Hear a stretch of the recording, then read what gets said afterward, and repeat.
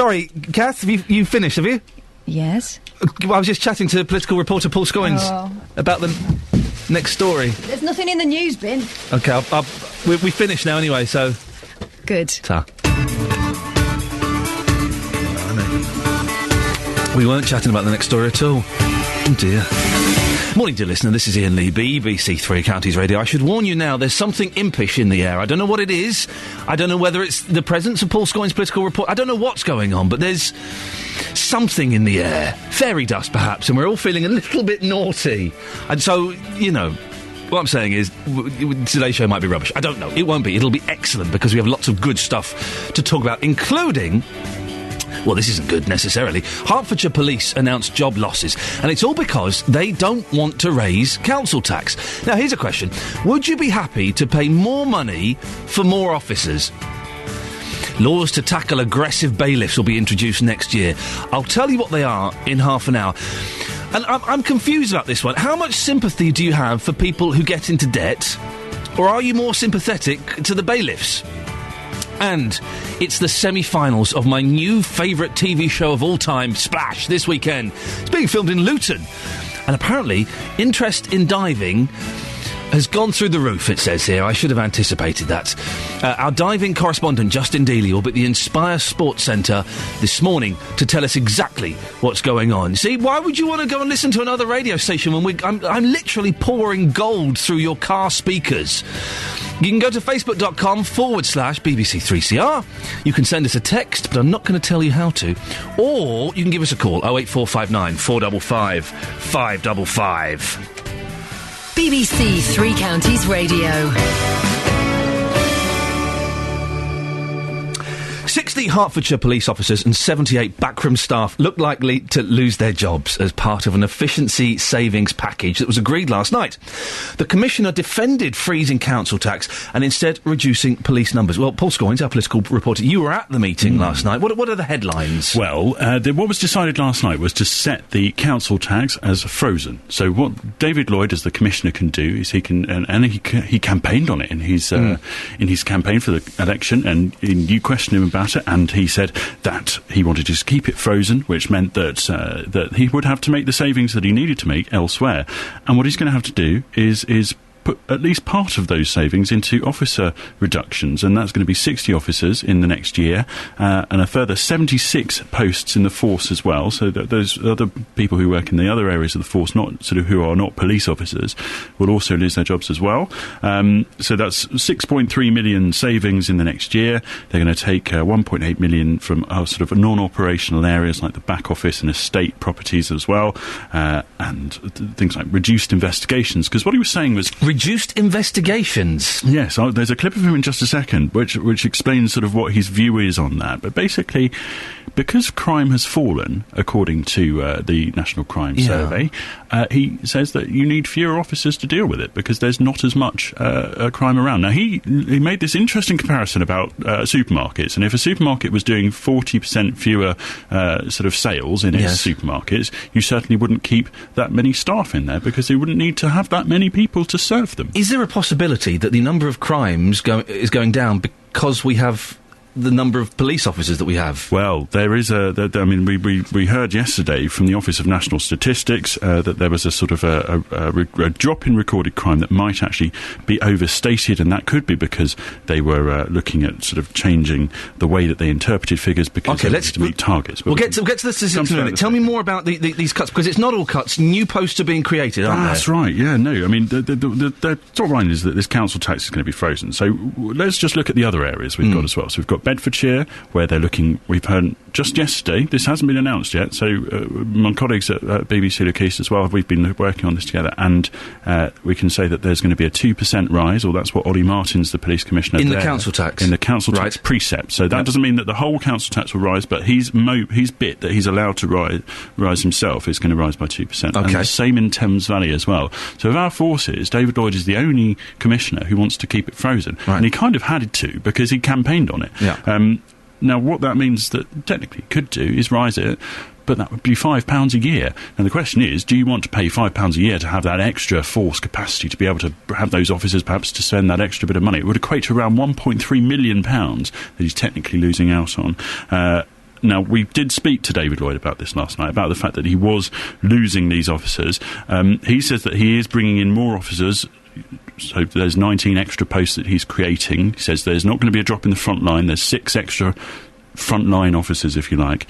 This is what he told me last night about why he was doing that. What we're doing is managing, I think the Chief Constable uses the term controlled dissent. We're taking some officers out, but we're not putting people at risk. Now, you say controlled dissent. The Police Federation say that's salami slicing, and what they say is that the morale of officers could be damaged because already they're stressed, they're feeling overworked. You can only cut so far, can't you? And this controlled dissent does seem to suggest that there'll be more in future years. Yes, I mean, I think what we have to show is proper leadership. I very much listen to what the Federation say. I recognise that there is stress in all parts of society, including frontline police. But actually, we are in a position currently within the country where we are having to make cutbacks, and we're having to make cutbacks because of the financial situation that we're in. This is just one part of that. It happens in all parts of society, and we can't keep police outside of what's happening in society. Now, these figures that you alluded to, the national crime figures, there is some doubt about them, isn't there? He's saying that they're down. Well, he says they're down, and he says that they've been going down for some years. He was the old police authority chair. Right. So he said that they under his watch has gone down by 40%. So now the Office for National Statistics said the rate of reduction in recorded crime may actually overstate the amount that it actually really has gone down in. Now, they've been going through the data. Let's just hear from the head of crime statistics there, who's John Flatley. We're not saying the police are fiddling their figures. What we're saying is that the data suggests there's some discrepancy in the trends.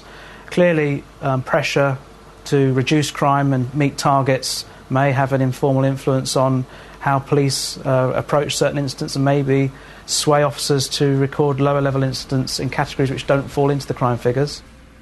Now, the Home Office, actually, when they responded to that, they said that there's no simple answer to that difference. It's a bit of a statistical anomaly. Well, this was the key thrust of Lloyd's plan to get elected. Did he think the figures were right, that the crime has fallen as much as he claims? Well, as you say, I mean, absolutely. He said that the reason he should be elected was that under his guidance, crime had fallen. This is just what he said last night when reacting to that. I put forward the thought that if crime has fallen as it has during my time by well over 25% since I've been involved, and in fact since 2008 by 40%, we understand.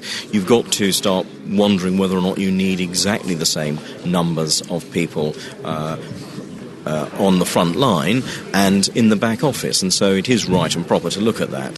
Well, Paul, thank you very much for that. And later on we'll be talking to the Commissioner and we'll hear the view of police officers and the former chair of the authority who have concerns about cutting officers. What do you think? Would you rather pay a few quid more in your council tax to maintain the level of coppers, or would you like to see the police numbers cut and you save a few quid? I'm blessed. I've never had bailiffs come round. I once had to do what do they call it? A moonlight flit. Is that what they call it? From a flat that I was staying in with my friend, because our landlord was very dodgy. He was this very dodgy man who kept coming round and trying to sell us drugs. That's always weird when your landlord tries to sell you drugs. I say tries, he was often successful. I'm joking, for goodness sakes. But he would come around and he would try and sell us drugs and tell us how he was really good friends with Brad Pitt. OK. And then we got lots of letters addressed to him, and he kept saying, lads, if the letters, kind of come to me, just you put them in a pile. I remember he came around once and we had to... we had to write the cheques for the rent to his wife, and he came round when he said, got some bad news, lads, my wife has died this week, right? But he didn't seem that bothered. And he said, so yeah, can I just come round every month and collect the rent in cash? And we're like, OK. And then we saw him run out and jump into an open-top car with a really hot blonde girl, right? So, OK, that's fine. And then all these letters kept coming. We thought, you know what, one day let's open one of these letters. And we did. And it was from a debt collection company saying, you are way behind in your mortgage repayments, Mr. Jones. We're going to start sending the bailiffs round. So that night, we packed up as much of our stuff as we could, and we left. We left, and we never went back. But I've been lucky. I've not had bailiffs knocking on my door, but maybe you've had aggressive bailiffs come round. Well, from next year, they're going to be banned from entering your home at night or where only children are present. New safeguards will prevent them from using force against people who owe money. They'll also no longer have free rein to fix their own fees because set fee scales will be brought in. Well, Jason Bailey is the author of the website dealingwithbailiffs.co.uk, which offers advice to people who need help with bailiffs. Morning, Jason. Good morning. Every time I look at that website, I keep wanting to say dating with bailiffs, but it's not, it's dealing with bailiffs. What made you set up the website? It was an incident about 6 years ago which involved a bailiff calling at my address when I had a flat in Surrey. And the bailiff has actually come up the fire escape at 6 o'clock in the morning, enforcing a parking ticket, which wasn't in my name. But we decided to call the police. The reaction we got from the police was, should have paid your bill. Oh. And I thought, well, hold on a minute, this isn't even my parking ticket. So we were told to pay the bailiff and let him leave. But what my concern was, that he'd used such force, he'd damaged the door to the fire escape. He had actually caused injury to my partner, who had originally opened the door, by forcing the door onto her foot and hospitalised her with a fifth metatarsal in her foot, and had overcharged us with fees. So I complained to the police under the Criminal Damage Act for the door, the Offence Against a Person Act for her injury to her foot, and the Fraud Act for the fee fraud.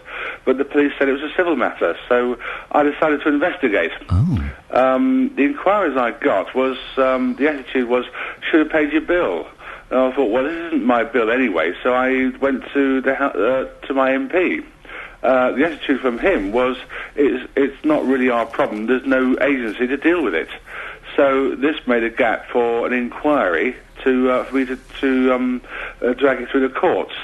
How common is it, Jason, for bailiffs to come round and they're looking for the wrong person?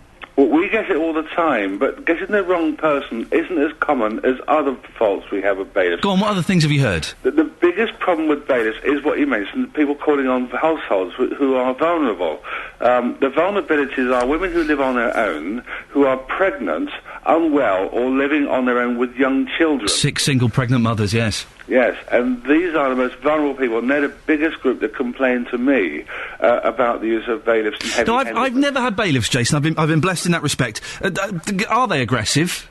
Not really now, not since they've been exposed, because they've been trained to be calm and polite, but they tend to focus on fee fraud, and the biggest complaint now is fee fraud, taking advantage of people who are less informed of the legislation which governs the charging of fees. And this is where they're making their money. Is by charging for work they haven't done. But Jason, if fee fraud, to put that to one side, if people haven't paid money that's owed, then that's their problem, isn't it? Then they should expect the bailiffs to come round. The problems we get aren't people who have got money owed. They've been to Citizens Advice and other official government agencies who have not investigated the true cause of the debt.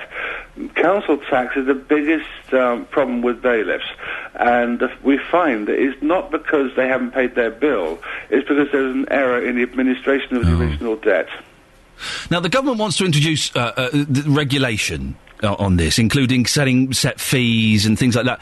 Is that going to work? What do you think of these measures? Right, well, the regulations is the Crime and Courts Act, which is currently a bill going through Parliament at the moment. The only problem with it is it wants to introduce what is in the Tribunals, Courts and Enforcement Act 2007 and any 2012 consequential amendments, which sets out rules on what bailiffs can and cannot do. It also proposes to introduce a new regulator called the Bailiffs and Enforcement Agents Council. Now, the problem with the bill is very silent on what statutory powers this regulator is going to have, because for any regulation to work, it must be either a government unit or a body having statutory powers, much like what the Financial Services Authority is. And its functions must include the licensing of bailiffs, it must approve businesses and organisations that employ them, accredit professional bodies that represent them, it must also set their standards of conduct, monitor their performance, investigate complaints and punish failure for failure to comply with those regulations and order redress where appropriate. But that is all absent in these new regulations. All it's going to do is going to set yet more guidelines. But that's what happened 7 years ago. Jason, listen, we have to end it there. Jason Bailey, thank you very much. author of the website dealingwithbailiffs.co.uk. He's not happy with the changes, says we need more. What do you think? Have you had bailiffs come round? What were they like? You see them on the telly, they're always big skin-headed lads with puffer jackets and tats. I would find that quite intimidating if a gentleman like that knocks on my door and asks for some cash. And I don't know what the rules are. Isn't there a rule that if there's an open window, they're allowed to climb through it? Is that true? Or is that a myth? Call 08459 455 555. 08459 455 555. BBC Three Counties Radio. Here we go, something. Page 31 of The Sun, which is really, I'm just not even bothering. The front page of The Sun, look. Shardcore porn. Secret sex atop of UK's tallest building. Then there's a picture of Jordan and her getting married, and there's a picture of that idiot ball boy. By the way, can I just say, everyone has turned against the ball boy now. That was me. I started that. I pointed out that he was an idiot. Anyway, page 31 of The Sun. Rev Bash. This doesn't even make sense. Rev Bash last jailed. A woman was jailed yesterday for hitting a vicar in a row over her drunken swearing. Sharon Thornton, 39, admitted assaulting the unnamed clergyman. She also smashed his glasses and mobile phone with which he tried to film the attack. So basically, this woman's effing and jeffing in the street, using indoor language in an outdoor setting. And the vicar has gone up to her and said, look, could you stop swearing, please? Would you do that? I've done that with people swearing in the street. I don't like swearing in the street. I think it's awful. I used to do it a bit. I think now it's since I'm a dad. I remember there were some builders opposite our house. Effing and jeffing. It was effing this, jeffing that. It was awful. And I was getting from my car to the house, and I knew that we could have heard it in the house had I been in there. I went, oi, excuse me, lads. Lads, they were older than me. Could you stop swearing so loudly in the street, please? And one of them gave me a really dirty look, the look of death, skunk eyes. And the other one went, yeah, sorry, mate, we'll keep it down a bit. Wait, if you saw someone swearing in the street, would you ask them to stop? I've done it before. I've done it with younger people. It's a little bit... Normally, I think, people are so surprised that you've said something that they're kind of shocked into stopping. Have you done it? Would you do it? 08459 455 555. There's someone swearing in the street. I would definitely 100% do it if I was there with my kids, without a shadow of a doubt. Would say, "Oi, excuse me, could you stop that, please?" Would I do it on my own? Yeah, possibly. There's someone swearing in the street. What do you do? Would you say something or would you ignore it? 08459 455 555. Also in the next half an hour, do you remember a couple of weeks ago we were laughing at Splash, saying it was rubbish? I know, that was before I'd seen it. Now, it's my new favourite TV show. It's filmed in Luton and we should all be proud.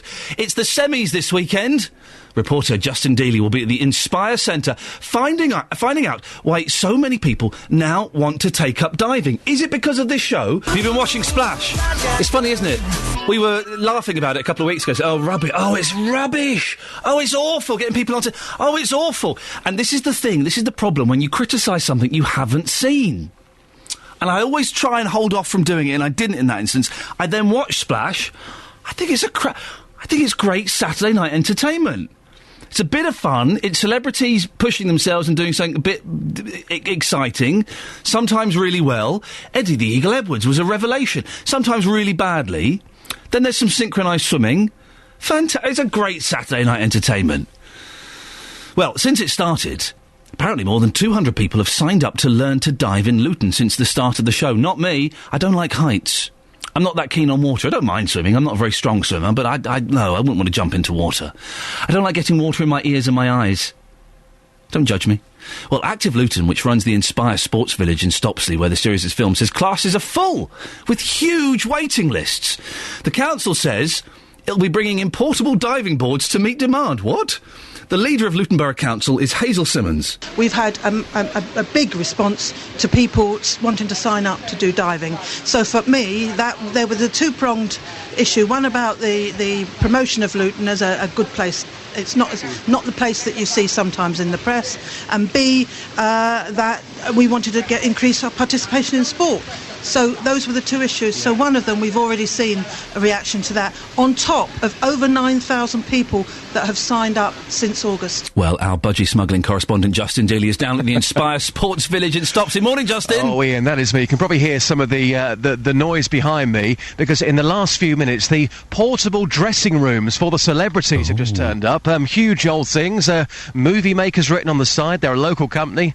And as I look into the Olympic pool there, that pool is closed today to the public, because effectively what they're doing, Ian, they are turning that into a big TV studio. And it looks brilliant on the telly. It does. It looks absolutely fantastic. I think some people are saying they should mention Luton more. I think they mention it about 2 times a programme, but it looks great on TV. I was in a pub in Essex the other week with friends of mine. Hello. Go on, this is the start of a story. Go on, yes. And they were talking about Splash, and they're saying, "Oh, have you seen this new TV programme? Oh, doesn't the pool look great? You know, that's the legacy of the games." I went, whoa, let me just stop you there. That is not London, that is Luton. In your face, Londinium. Exactly, so it's in Luton. So I'm here at the moment, and all the production crew are here, turning it into a TV any idea studio. what celebs we've got this week? We're going to try and find some celebs later on, so leave that one with me. Oh, lovely. They may be here, they may be not. We're going to find out that a bit later on. But joining me live in the radio car is Graham Kent. He's from Active Luton. Active Luton, they run this facility on behalf of Luton Borough Council. Graham, first of all, you know my views on the programme, and Ian's as well. Are you a fan of Splash? I'm learning to love it, Justin. So the first week wasn't up to your standards then? The first week was interesting, to say the least. I think they got out of it what they wanted to get out of it, and they got everybody talking about it, which is great. I think as the weeks have gone on, the show's got better. They've introduced more of Tom into the show and the technicalities of diving, and we've certainly seen an interest in people asking about that and how they can actually get into the programme. I was going to say, let's talk figures and money, because Ian's mentioned a few there in the introduction. This TV programme, Splash, is having a major impact on local people. Yes, it is. We've had lots of inquiries from people who want to know how they can get into diving out of having watched the programme. And these are people who have never dived before, that they've seen it and thinking, wow, that looks amazing, I can't believe that's local, I want some of that. Yes, yeah.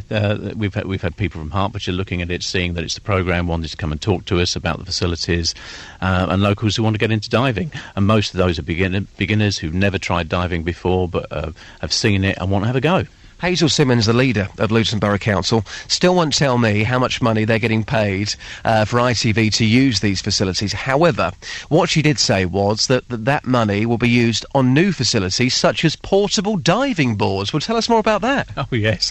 We're currently at capacity in terms of the number of diving boards that we've got in there, we've got 36 different lessons going on in the programme on there, and we've got 2 coaches who are working on that. The whole plan really for this centre has been to build diving. We'd like to see this centre as being the national centre of excellence for diving. To do that, we need to bring more coaches in, and we've looked at the capacity in there, and we need to put some more diving boards in there. Because the centre's used for lots of different things, we can't have them fixed, so we're looking at portable units which we can actually bring in the evening for the lessons and then take them away. That means we can put an extra 25% capacity onto the lessons, which are currently full. Cracking stuff. And just lastly, have you met Tom Daly? And as Ian mentioned, what celebrities might already be here in Luton? I've seen Tom, but I haven't met him. He's been so busy on the programme, and as have we, kind of managing the expectations out of the programme on there. So no, I haven't spoken to him, but I have seen him in the pool and around the area. He's a lovely chap, very friendly, very cheeky chap, and looks like he's causing the production crew a bit of a headache, actually, when he's wandering here, there, and what about celebs for tomorrow? Have you seen any so far? Haven't seen any here this morning. It's a little bit early on there, but we'll have a look and see if we can find some for you. Who is going to be diving tomorrow? Do we know yet? The production team do know. But I'm not going to let that out the bag yet. Ooh, Justin, Ian, it's a secret. I'm letting it out of the bag. Yeah, come on. Linda Barker. Eddie, the big stars. Eddie the Eagle. Eddie the Eagle, yeah. Charlotte Jackson. Yes. Yeah. Omid Jalili. Right. And Anthony Agogo. Oh, Anthony Agogo. Is he really in it? Yeah, it's the semi-finals. Oh, right. It's the semi-finals. Semi-finals, yes. Semi-finals. I think he was the one that wore the very tight red shorts the other week. Right, yeah, who got himself injured. But I'll tell you what, Ian, looking behind me now, the crew are here. The TV show, I think it is great viewing, because anything could happen, and those sort of TV shows, right up my street. So, yes, it's drawing in the viewers, but also locally, as you heard there from Graham, it's having a massive impact. People are seeing this, and they want to get involved. I met Helen Lederer the other day, who was on episode 1, and she is absolutely delightful. And I got talking to her about Splash, and she said, I got so much abuse on Twitter and online about it. It really upset me. But I got a big fat check, and that's all she did it for. She got a fat check, but if over 6 million people tuned in for the first show, and I think the second show was about 5.5, so not a big decrease in audience figures. People are watching this programme in their numbers, and for those that don't like it, we'll let them have their opinion, but there are plenty out there who do enjoy it, and they know it's filmed here locally in Luton. Oh, Justin? Yes. I can see your old fella. Just tuck that back. Thanks very much. So I haven't got any grandparents of my own. They're all passed on. I've got both my parents just hanging in there, but I haven't got grandparents. And it does make me sad. It does make me a little bit sad. And I'm making sure that my boys make the most of their grandparents. And I didn't do that. But anyway, a few weeks ago, I don't know, a while ago, a lady called Iain called up. And she was fantastic. It was absolutely wonderful and adorable and lovely. And I asked her to be my adoptive nanny. And you said yes, didn't you, Eileen? Yes, I did. How are you, my love? I'm very well, thank you. How are you? I'm excellent, Nanny Eileen. Thank you so much. Did you have a nice Christmas? Yes, very quiet but very pleasant. What did you get up to? Anything exciting? You can't get up to a lot on your own, unfortunately. Nanny Eileen, were you spending Christmas Day on your own? Yes. No, it isn't. No. That's Being on your own isn't loneliness. No, it's not. Of course, it's what you make of it, isn't it? Of course it is. I feel terrible, though, that I've let my nanny, my only surviving nan, spend Christmas Day on her own. I should have given you a call. That's fine, don't worry. All right. And how are you finding this cold weather, Nan? You all right? Yeah, oh yeah. Well, I kind of slightly hibernate. Yeah. Get out in between, but I've got excellent neighbours.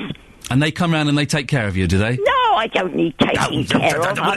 What I meant was they come round and you take care of them. They keep a tactful eye on me, let's put it that way. Now, Nanny Eileen, what shows do you like to listen to on BBC Three Counties? I don't. I don't have Three Counties radio. Sorry, what? I don't listen to it. Sorry. This has backfired terribly, hasn't it? So, but do you listen to my show? I've never heard your show, actually. Right. You are my nan, yeah? Yes, I am. Why would you not listen to my show? Because I haven't got the equipment to listen to it What equipment do you need? I don't. Sorry? I don't. Have you got a radio? Yes. Right, well, that's all the equipment you need, Nanny Eileen. I know, but I like being quiet. Oh, bless you. I like choosing what I listen to. I don't need... Okay, well, no, that's fine. You know, I'm an oddity. You are an oddity, and that's... No, don't you apologise for a thing. So you won't have heard BBC Introducing on Saturday nights then, will you? No. Okay. What they do is they get local bands and singers and songwriters and DJs and stuff, and they play their music. I've heard you at Rhythms of the World. Oh... Hang on a minute. Have you been to Rhythms of the World? I go every year. You just said you like your peace and quiet. You go and listen to that nonsense. I choose what I listen to. I say that nonsense. We love Rhythms of the World, of course. Here at BBC. So you don't have a radio, but you go to Rhythms of the World? Yes. Okay, right. We're getting somewhere. This is worth pursuing. I'm going to play you a song now that was on BBC Introducing. It's performed live on there. It's called Good Looking, and it's by Bo Saunders. Now, are you aware of Bo Saunders' work? No. Okay. I'm going to play it now. Okay. And then when we come afterwards, would you just let me know what you think of it? Okay. And I want you to be honest, Nanny Eileen. I'm horribly honest. Okay, we've noticed. We've noticed. Okay, so this is from Perform Live, BBC Introducing. This is Bo Saunders and Good Looking. Well, Nanny Eileen, what did you make of that? I loved it. I've been doing a little jig here to that. It's the sort of music you can dance to. I loved her voice. It was clear. It was beautifully in tune. It was simple, easy listening music. I liked it. So she's a bit... You say simple, easy listening. So what? She's a bit like, I don't know, Jeff Love or Neil Diamond. Or it's melodic, isn't it? It is, yes. Yes. Yes. Quite sexy as well. Well, I mean, I don't find her sexy, obviously, but... I just meant this. I've not seen. I don't know the lady has. It's quite romantic, sexy music, isn't it? Yes, very much so. Very much so. So, out of 10, how many would you give that? I'd give it a 9. That is something that I could happily listen to. Okay. Nanny Eileen, while I've got you on the line, yes, we're talking about if you saw someone swearing in the street. Yes. What would you do? Well, being an older person, I am very wary. Yeah. because some people's reactions now are out of control. Yes. But I find usually that the look that I would have given children when I was younger usually stops it. Just one rather direct look. Oh, yeah, I bet you've got a look that you could do, Nanny Eileen. Oh, I can. Nanny Eileen, can we speak to you next week about next week's introducing track? Yes, of course you may. Thank you, my love. I like talking to you. Oh, I like talking to you, Nanny Eileen. Go and have a nice cup of tea and I'll speak to you later, love. Right. Have a good weekend. Bye-bye. And you. Bye. Take care. There we go. That is the show's official grandmother. I may have no living grandparents. I've got Nanny Eileen, and let's just say she's pretty darn good, isn't she? Doesn't listen to the radio. Owned. 08459 455 555. We are asking, in the light of a vicar that got bashed up by an obnoxious woman, if you saw someone effing and jeffing and using indoor language outdoors in the street, what would you do? I've done it before. I've gone up to people and asked them to stop. Watch your language. And I used to be guilty of it when I was younger. I used to be quite loud and quite sweary in the street. But I've gone up to people and asked them to stop swearing. Would you do that? Have you done it? And what's the reaction been? I think generally that people would be so shocked by someone saying something that they would kind of stop. I remember once being in the pictures. Oh, I was watching Paranormal Activity. What a load of old guff that was. Oh, a door moved. Oh, spooky. But still, I paid a lot of money for it. It was a cinema in London. And there were these girls in the back. Oh, and they were shouting and talking and swearing and all of this. And someone asked them to be quiet. Would you be quiet, please? Yeah, sorry, mate. And then they were quiet for about 5 minutes. And they started swearing again. Oh, dear. And so I must admit, I used a swear word. I'm going to censor myself here. But I was polite. I said very loudly, from within the dark of the cinema, "Excuse me, girls, would you kindly shut the flip up?" They shut up. They shut up. And also, I went and complained to the manager afterwards, got my money back. But still sat through a tedious film. You're out in the street, you see some people swearing. What do? Do you go up to them and tell them to stop? Do you walk on by? 08459 455 555, facebook.com/BBC3CR, or you can send us a text, 81333. Start your text 3CR, 08459 455 555. Could be anywhere. Could be in the pictures. You could be walking down the street. It could be at a bus stop, and you hear some people of any age effing and jeffing. Would you do something? I think it's quite brave to do it, but I have done it in the past, and I would definitely do it 100% if my boys were there, without a shadow of a doubt. Wouldn't make a big scene. Just, excuse me, could you just watch your language, please? 08459 455 555. Maybe you've had it done to you. How did you react? We'll talk more after the news and sport with potty mouth Catherine Boyle. BBC Three Counties Radio, first for news. Yeah, nice one. Thanks for that. Your nan. Yeah. Avid listener. Yeah, didn't she just? Isn't she just? Thank you, Catherine. Naughty Nana. Naughty Nana. Morning, dear listener. This is... Oh, no, there we go. This is Iain Lee, BBC Three Counties Radio.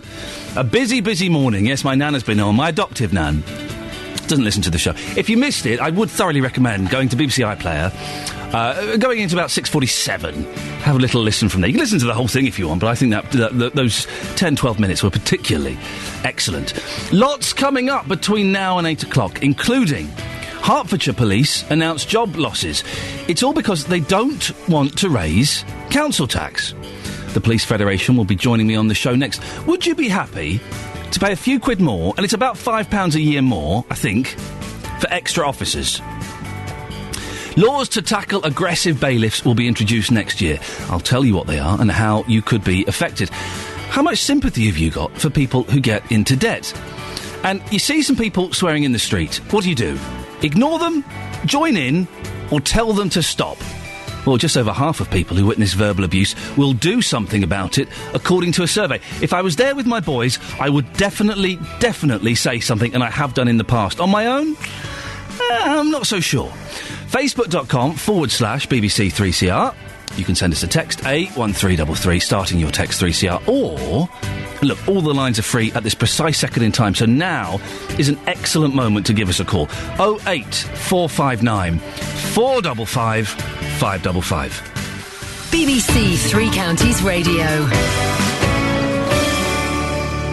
Now, 60 Hertfordshire police officers and 76 backroom staff look likely to lose their jobs as part of an efficiency savings package discussed last night. The Commissioner defended freezing council tax and instead reducing police numbers. Well, Neil Alston is the chair of the Hertfordshire Police Federation, who represent police officers. Morning, Neil. Good morning, Ian. And Iain Laidlaw-Dixon is the independent member on the panel. He's also the former chair of the Old Police Authority. Good morning to you, Iain. Good morning. Iain, you were at the meeting last night. Just sum up some of the main concerns you have after last night's meeting. Well, my main concern is that I cannot believe that policing in Hertfordshire will be improved by the loss of 60 police officers and 70 or 80 odd support staff. And it seems to me, whatever you say, it is difficult to convince me and the public that that's the best way forward, particularly as the extra cost that anybody would have to pay to actually keep almost all the existing officers in post is something less than 10p a week. It does seem to me it's an instance where a promise has been made in the election campaign which is essentially foolish, which was to freeze the precept. But he has said, the Commissioner has said, that the crime figures are down so much that it's ridiculous. We don't need as many police officers now. Well, we don't really know why crime's gone down. We don't know whether it's because our police have been very good at finding criminals and that deters others, or whether there's socio-economic factors which determine crime. What it does mean, of course, is that if crime goes up, in my mind, the Commissioner is then bound to increase the number of police. But it does seem to be taking quite a risk with the quality of life in Hertfordshire to actually reduce the number of police officers now. Neil, you weren't at the meeting, but do you think the force can cope with cuts to staff? We've been coping with cuts for quite some time now, the past 2 or 3 years. And, of course, the previous police authority did freeze the precept for a couple of years as well. I think the issue is that people need to understand that policing is funded both locally and nationally, and the need to increase the precept is predicated because there's a reduction nationally from the money we receive from the government. Yes, we are concerned that if you keep cutting police numbers, there will be an impact on the safety of the public in Hertfordshire. We've been cutting for a number of years. There comes a point when you can't cut any more. But don't you accept, Neil, that there is no money? There is no money, and everywhere is making cuts. So why should the police be any different? I do accept there's not as much money as there used to be, but of course the police services used to fill in the gaps. When public services are cut across the board, we tend to end up filling the gaps that are left by the cuts in other public services. So yes, there do need to be cuts, but policing ought to be last on the list because we're first on the list when it comes to filling those gaps. Do you think it's going to affect officer morale, Neil? Officer morale's pretty low at the moment anyway because of changes to paying conditions, changes to pensions, pay cuts that we've been receiving. This certainly isn't going to help. Iain, Neil mentioned pay cuts there. Am I right in thinking that it soon becomes that the starting figure for a police officer drops from, I think, 23,000 to 19,000? Is that right? I think Neil's better to answer that, but that was my understanding. Neil, is that affecting morale as well? That comes in April, but I think what's been missed, the 19,000 is obviously a slap in the face for officers, certainly for new officers, and it will deter some people from joining the police. But also there have been, we've had pay cuts as well. Iain, do you think David Lloyd has boxed himself in by not raising the council tax here? No, I think so. I think, that when you make these promises, whether it's, not to have a referendum on Europe or to have a freeze on the council tax, you actually then have to live with the consequences of a decision you make, a promise you make for electoral advantage, which may have long-term consequences which are detrimental. And we're expecting more savings over the next few years. More cuts to staff? Well, I think the way that this government has organised its finances of policing, I think that's probably inevitable. Neil, we've been asking this morning listeners whether they'd be happy to pay an extra few quid for more officers. Do you think that people would? I think if people understood the likely impact, this is going to continue, and there will come a point when I'm sure we'll have a clamour for people to say, I'd like to pay some more because I'm not getting the policing that I want or deserve. How does it work now? We have until March to see if this all gets the nod, don't we? Yes, I think it will go through. This is has been on the cards for a long time. It's part of the chief officer teams controlled dissent down to 1850 officers. But anything beyond that, I think we're really going to start to see that bite, and people are start going to see a reduction in the service that they receive. Neil, you represent police officers. David Lloyd, the Police and Crime Commissioner, is going to be joining me in the studio just after 8. What one point or one question would you like to put to him? I have a good dialogue with Mr. Lloyd, and we support his principle of trying to draw in other agencies and make the most that we can of their services. The point I'd like to make to Mr. Lloyd is at what point do we stop cutting because it's going to impact on services? OK, we'll clip that and we'll play that out to him. Iain, anything you'd like to ask him or say to him? Well, I think the one thing I want to say that in terms of policing in Hertfordshire, we're now getting down to almost as many officers that we had when we didn't police Herts, Moon and Broxbourne. So with the number of people being policed in Hertfordshire have increased, and we're now reducing the number of police officers.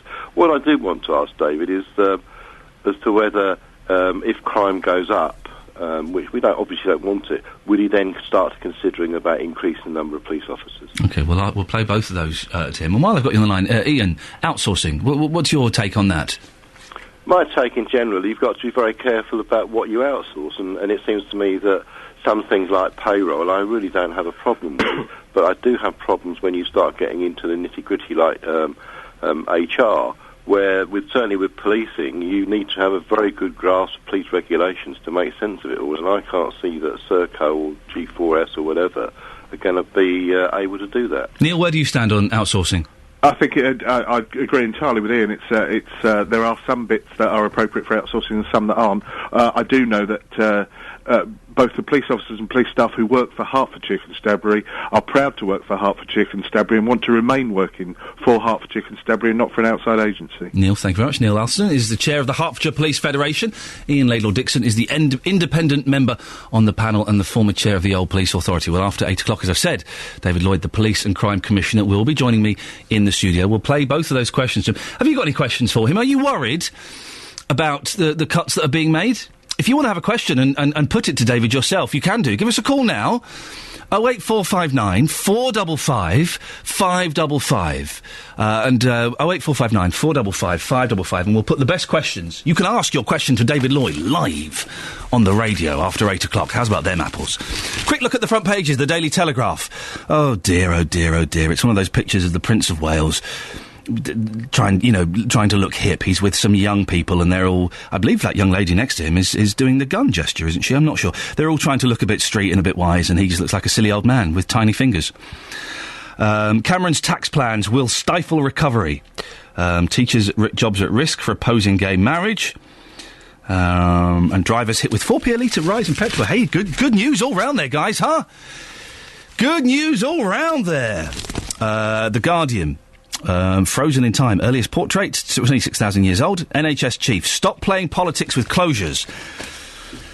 Ah, dear. The Independent. Lib Dems turn on Osborne over cuts. Clegg admits coalition made a mistake on economy as recession looms. George Osborne is under mounting pressure to slow the pace of his spending cuts amid growing fears that Britain could be heading for a triple-dip recession. Oh, the news just gets better and better. The Times. Women troops on march toward frontline combat. Armed forces set to follow US example by 2017. Women in the British military are likely to be allowed to serve in combat units after a groundbreaking decision by the United States to lift a ban on frontline female fighters. The Express. Now EU fines Britain £250,000 each day. Brussels takes revenge after Cameron's referendum pledge. The Daily Mail. Half of babies born to mothers over 30. Nearly half of all babies are now born to women aged 30 or older. The thing is, 30 isn't that old for a mum anymore. Early 30s isn't that old. It used to be. I mean, my mum had me when she was 22, had my sister when she was 19, 20. Imagine that. Imagine that. But no, the early 30s isn't that old at all, is it? And the Sun have just given up. Just given up, really. The Sun. It's a picture of Jordan getting married. Furious Katie Price has told how her wedding was almost ruined. Which one? by a series of disasters at her hotel, including a butler who asked, "Are you a porn star?" Well, there's not much difference, is there? And then the Sun exclusive on the front page. Hardcore porn. Secret sex at top of UK's tallest building. Saucy couples are having sex 800 feet up in the air during tours of the Shard. Really? That's the front page news. Incredible. Now, if you or your relatives have ever felt threatened by aggressive bailiffs, then you'll be pleased to hear that there are going to be changes to what they can and can't do. From next year, they'll be banned from entering your home at night or where only children are present. New safeguards will prevent them from using force against people who owe money. They will also no longer have free rein to fix their own fees because set scales will be brought in. Well, we'll hear from the Justice Minister, Helen Grant, in about an hour's time. But we can talk now to Brian Lacoche, who's a certified bailiff based in Bedfordshire. Morning, Brian. Good morning. How does the present system work? Is there a code of conduct? Very much so, and there has been for some years, and it very much reflects the proposed changes that are coming in, and the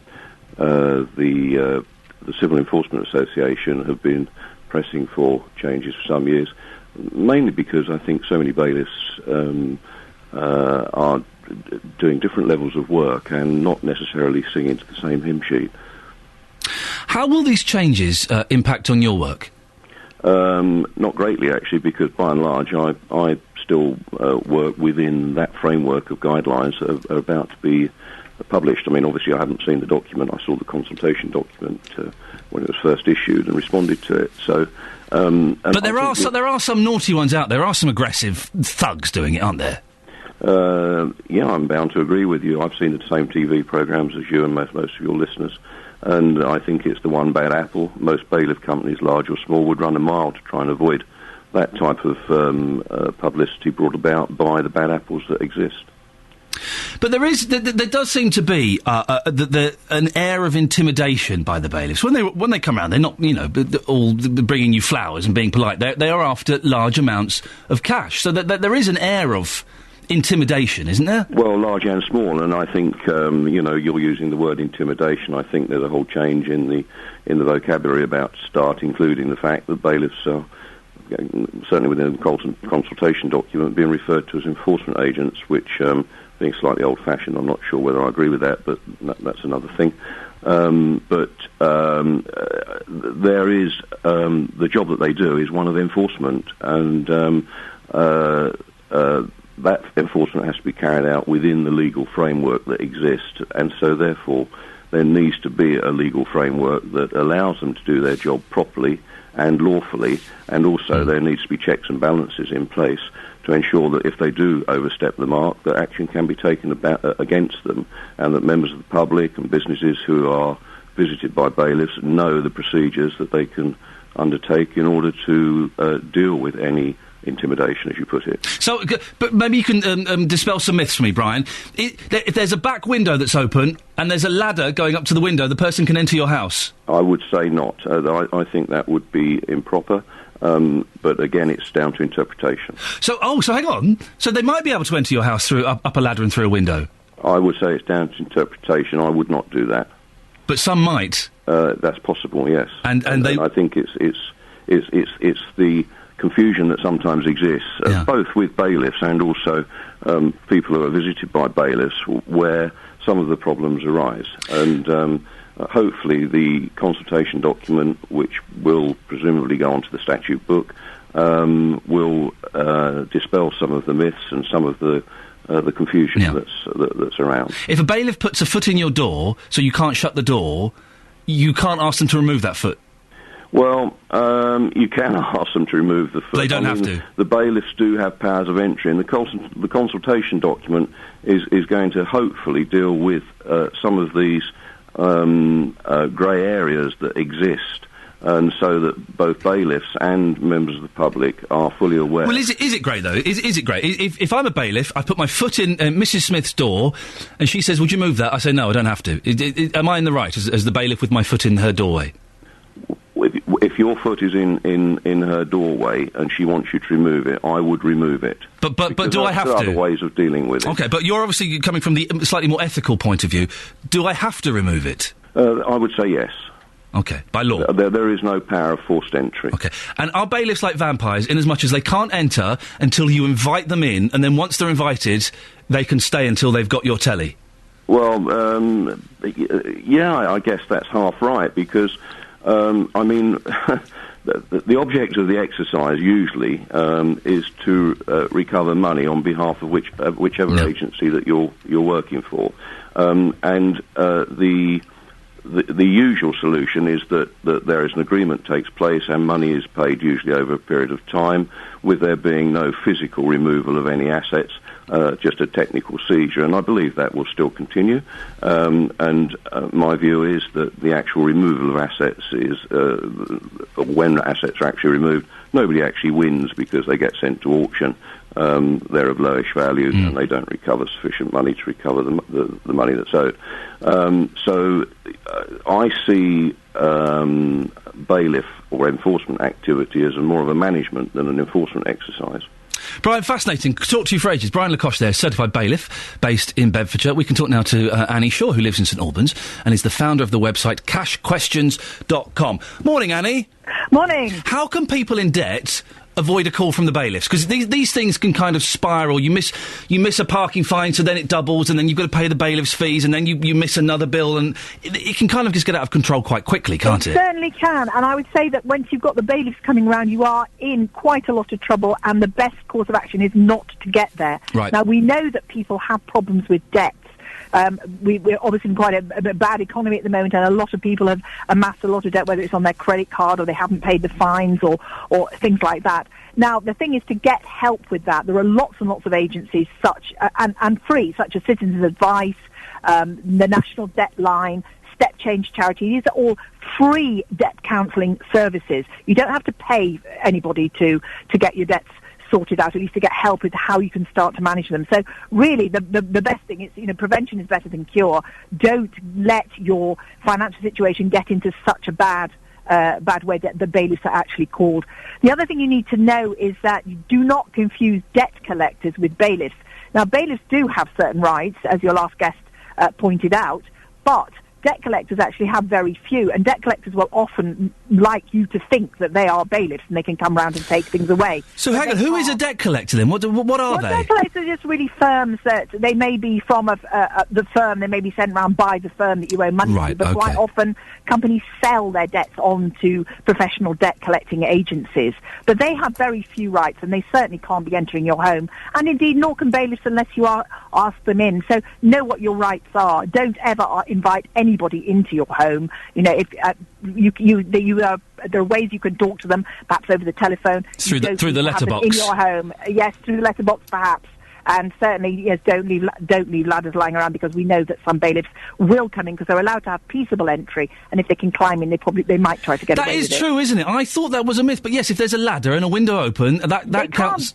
That counts as peaceable. They can't break in. Yeah, they can't break in. They can't use forced entry. In that business about the foot in the door, they are transgressing the rules there. Right. And obviously, they may take forcible action, but they're not supposed to be doing that. That is against the law.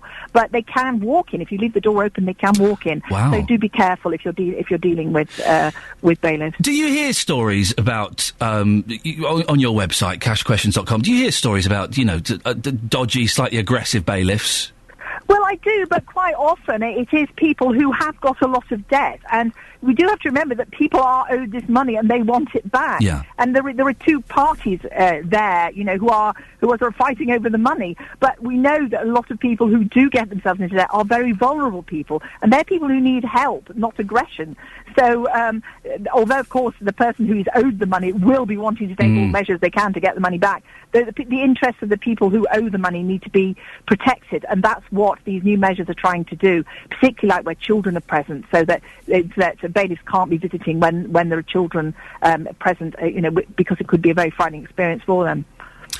Well, obviously, people should try and sort these problems out as soon as they can. But as we've said, it's sometimes difficult because there's embarrassment to talk about it, there's shame, it spirals out of control. What advice would you give to someone who is being threatened with visits by bailiffs? go and see one of these agencies, such as Citizen Advice or Step Change Charity, because they can help you. Because one of the things you can do to get rid of bailiffs is actually to start to repay the money. And that they want their money, and they would much rather you made some plan to actually hand over at least some money than they had to go through all the business of court orders and all the unpleasantness that might follow. So that should if you can come up with something, if you can pay just a little bit, that would be probably helpful to you, and the lender is likely to be amenable to that. So go and if you're not up to negotiating with these people, go and get some help. They're free services. They're there for your benefit. And I'd say, please don't suffer. Please don't be afraid. Don't be ashamed if you've got this problem. Lots of people have these problems. So, you're just one of many, and you need to get that. You need to get that help. Annie Short from cashquestions.com. Thank you very much. I wasn't sure about that. It turns out it's true. Open window, there's a ladder around the back, they can climb up the ladder and go in through the window. Peaceable entry, isn't it? Oh, no, I don't know why you would have a ladder near an open window. That I would suggest, if you're doing that, then you're a flipping idiot. But they can do it, they can enter like that. I didn't know they could just walk in. If the front door was open and they come around, they could walk in. It's terrifying. I'm so lucky that I've not had bailiffs in my life. I had credit cards, haven't got credit cards, haven't had credit cards for about 9 years. 9 years, because I got a little bit fruity with the old credit card. Little bit fruity. It's easy, isn't it? I'll put it on the credit card. And because I was earning telly money, which, let me tell you, ain't bad, at the time, my credit card company just kept saying, hey, listen, you're so good, we put your limit up to £25,000. £25,000 on a credit card! I know, it's insane! I didn't use that whole £25,000. But it got to a point where I was seeing these credit card bills and thought, this is just ridiculous. The credit cards were cut up and gone. Haven't had them for 9 years. If I can't afford it, I don't buy it. I know that doesn't apply to everyone. That doesn't always work for everyone. I'm very lucky. But, man, credit cards, they're no good at all. And that's your latest news and sport. More from me at 8 o'clock. You're a mum. Yes. You're a bit common. And you're from up north. Yeah. Right, you see some young lads effing and jeffing a bus stop where you're there with your little girls. What would you do? I do the mum face, but it's accompanied by an... I'm doing the, Martin Freeman in The Office? Yes. When he does a kind of raising of the eyebrows and a tilt of the head? Yeah. In the direction of the kids, that's what I do. And I go, what? Eh! Do the noise again? Eh! Thank you. Call 08459 455 555. 08459 455 555. BBC Three Counties Radio. Well, it's in the papers. A vicar got bashed around the head because he went up to a woman and said, excuse me, would you stop swearing, please? If you see people swearing in the street, what do? Ignore them, join in, or tell them to stop it? Just over half of the people who witness verbal abuse will do something about it, according to a survey out today. 08459 455 555 is the telephone number if you want to give us a call on that. I'd love to know if you've done that. And also, after 8 o'clock, the Hertfordshire Police and Crime Commissioner, David Lloyd, is going to be on the show. He's cutting police officers because he's refusing to increase the council tax. Good idea or bad idea? Would you rather pay a few quid, keep the coppers, or do you want to save money where you can? If you want to ask him a question after 8 o'clock, phone up now and book your place. 08459 455 555. You can text in as well, 81333, starting your text 3CR. Now, have you been watching Splash every Saturday night? A few weeks ago, we were laughing about it. It was the laughing stock of the nation. That was before I'd seen it. Big mistake. Schoolboy error. Don't criticise something you haven't seen. And I try and avoid that where possible. So I watched it. Oh, I love it. I love a bit of Splash, my new favourite show. Since it started, more than 200 people have signed up to learn to dive in Luton. Active Luton, which runs the Inspire Sports Village in Stopsley, where the series is filmed, says classes are full with long waiting lists. The council says it will be bringing in portable diving boards to meet demand. Well, we've sent our diving correspondent Justin Dealey down to the Inspire Sports Village in Stopsley. Justin, what's happening down there? Well, it's getting very, very busy because, of course, today the pool is closed to the public, the main Olympic pool here. So what's been happening since around 6 o'clock this morning, all of the production crew have been turning up, and essentially, Ian, they are turning this pool into a TV studio for the semi-final tomorrow. So we know it's had a massive impact locally. Lots of people have seen the programme and they want to go diving. So I'm in the car park right now, but I was poolside a few moments ago. I was talking to Michelle Griffin. Now, Michelle is Commissioning Manager for Leisure and Culture at Luton Borough Council, and this is what happened. Well, Michelle, we are poolside. We're sitting on these famous red seats. First of all, tell us more about these seats. Well, these are the seats that the celebrities sit on when they first get introduced and while they're waiting to dive. And then after they've dived, this is where they sit, all wet. And what's your role here? While Splash is taking place, what's your specific role? I'm just here overseeing, ensuring that the site's looked after, that there's no damage done, and we keep the noise to the minimum for the residents. And so far, you know, there's been a little bit of noise outside, but with a lot of metal there will be. But the crew that have been working here have just been fantastic and very, very careful. And how proud does it make you feel, looking around the pool now, looking at these facilities, knowing a TV programme is being filmed here? How proud of Luton does that make you feel? I am so proud of Luton, and the site itself is just amazing. And the fact that we've got over 5 million people watching Inspire every week is just fantastic. They've made the pool look amazing. It's, you know, it's absolutely wonderful for Luton. Getting emotional, aren't you? I just think it's brilliant, and you know, this is really positive for Luton as a town, and it's showing Luton in the light that it should be. It's an amazing place. I've seen that 10-metre diving board on TV from the top. It's very, very high, but you can't keep up for numbers here. Everyone is seeing the TV show and then wanting to go diving, aren't they? Absolutely, yes. We are at capacity now with the lessons here, and nationally they're reporting that there's been a huge increase in people wanting to take up diving for all ages, and you know, we're at a waiting list, so it is very positive, and I think it's a really good legacy to come out of the Olympics, and the fact that Luton could be part of it, it's fantastic. Can I just say, I can rival Tom Daly in a pair of Speedos. That's the first thing, but you have met him. What's he like? He's brilliant. I have a lot of admiration for Tom. He's one of the most genuine people. He's how he does everything with his studying. He's got exams this week. You know, he's training constantly and also rehearsing. And, you know, he does spend a little bit of time with celebrities during the week, but not as much as people have been making out. And he's just fantastic. He's got a lot of time for everybody. He's just a really nice person. Okay, 2 final questions for you. Who's your favourite celebrity? Oh gosh, I like them all. They're all brilliant. I think Linda Barker, because her dive was so good. Linda Barker, of course, on the programme tomorrow night. And just lastly, how much will you miss this when it's gone? A lot. I'm not sure I'm going to miss the working over the nights, but yeah, I think it's going to be a bit odd going back to the day job. Brilliant stuff. Thank you so much for your time. Have a great weekend. Thank you. There you go, Michelle Griffin there from Luton Borough Council. So as far as they're concerned, it's all positive. They can't keep up with demand for people who want to come and dive. And also, of course, new facilities on the way. Just one slight disappointment, Ian. Yes. I did go out and buy myself a pair of lime green Speedos for this morning, which are very, very flashing. I think you'd enjoy them a lot. Yeah. But I can't jump into the pool because they're getting it ready for tomorrow night. So sadly I can't do that. So disappointing. But next week, it's a guarantee. You heard it here, dear listener, it's a guarantee, and when the BBC guarantee something, we almost never deliver. Well, David Whiteley is the chair of North Beds Diving Club, which trains at the Robinson Pool in Bedford. Morning, David. Good morning. What impact has the show had on the diving club? Well, it's a similar kind of situation to Luton, I think. We've had a lot of interest. We're pretty much running at capacity as well. But it's been good for our current divers because it's a bit more of an inspiration. Watching something like that on TV kind of gives them a bit of extra motivation, similar to the Olympics last year. So it kind of spurs on the youngsters to do a bit more, enter competitions. So yeah, it's great to see something like that. I love watching Splash. I do genuinely think it's brilliant. I for the love of everything that's holy, David, why would anyone want to jump off a 10-metre board into a pool? It looks ridiculous. Yeah, I've done it myself, but only a jump. Diving's a whole different thing from that height. But it's at Bedford, we've only got the 5 metres, so unfortunately some of the guys there haven't had the opportunity to do the 10 metre. But even the 5 metres is too high to be jumping into water.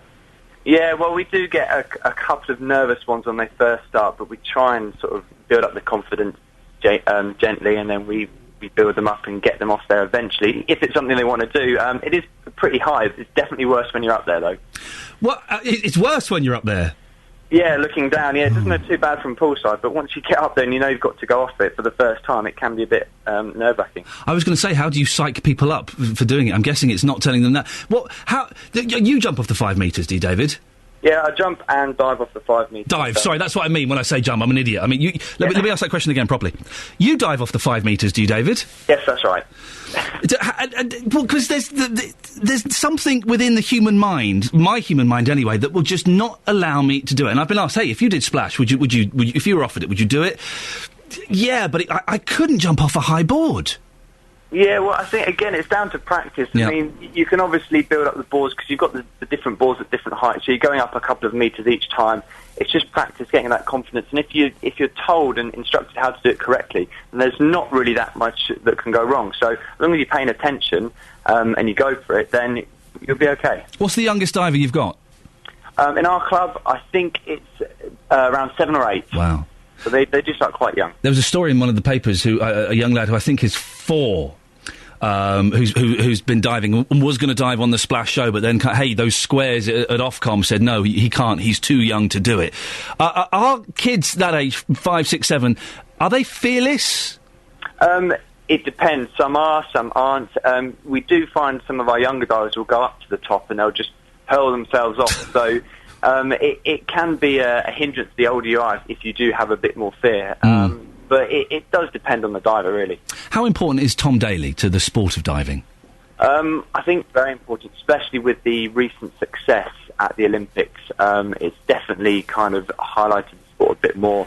And because he's done so well from the previous Olympics, I think it's definitely inspired a lot of younger people. How is the sport going to maintain the interest, David? Because this show finishes in a few weeks, and it's inevitable that a couple of weeks, maybe a month or two after the show, people's interest will kind of wane. They'll find something new. What do you do to maintain the public interest in diving? Sure. Well, we do a lot of things locally at the pool. It's quite tough. I mean, we try and make it as accessible as possible. We've got the boards, we've got the lessons on during public time, so if people are coming in swimming at the pool, they can see what's going on. We do try and advertise a lot internally as well. We've got the website, so if there is sort of a general interest in diving and people are searching the web, they should find us. We've kind of got a good web presence, so we sort of rely on that a lot. And we do have general inquiries all throughout the year, but they are bumped up when we do have a sort of national... I think you're mental for doing it. I really do. I couldn't do it. David Whiteley, thank you very much. Chair of North Bed's Diving Club. Trains at the Robinson Pool in Bedford. Interested? Would you do it? I've been asked, would I do Splash? Yes, I would. I'll tell you why, because I hear those cheques they write are very, very big cheques. I hear they're huge cheques. I've not had the figures, but I've heard it pays more than dancing on ice, and that pays very well. So yes, I would. I would hate it. And I would just jump in the pool from the lowest height possible, take the cheque, and feed both of the children for a change. That's what I'd do. Would you do it? It does terrify me. 08459 455 555. The other thing we're talking about this morning is swearing. You're in the street and you see some swearing. There's a story in the paper that a vicar got clouted because a lady was effing and jeffing, using indoor language. And he went up to her and said, could you stop that? And she walloped him.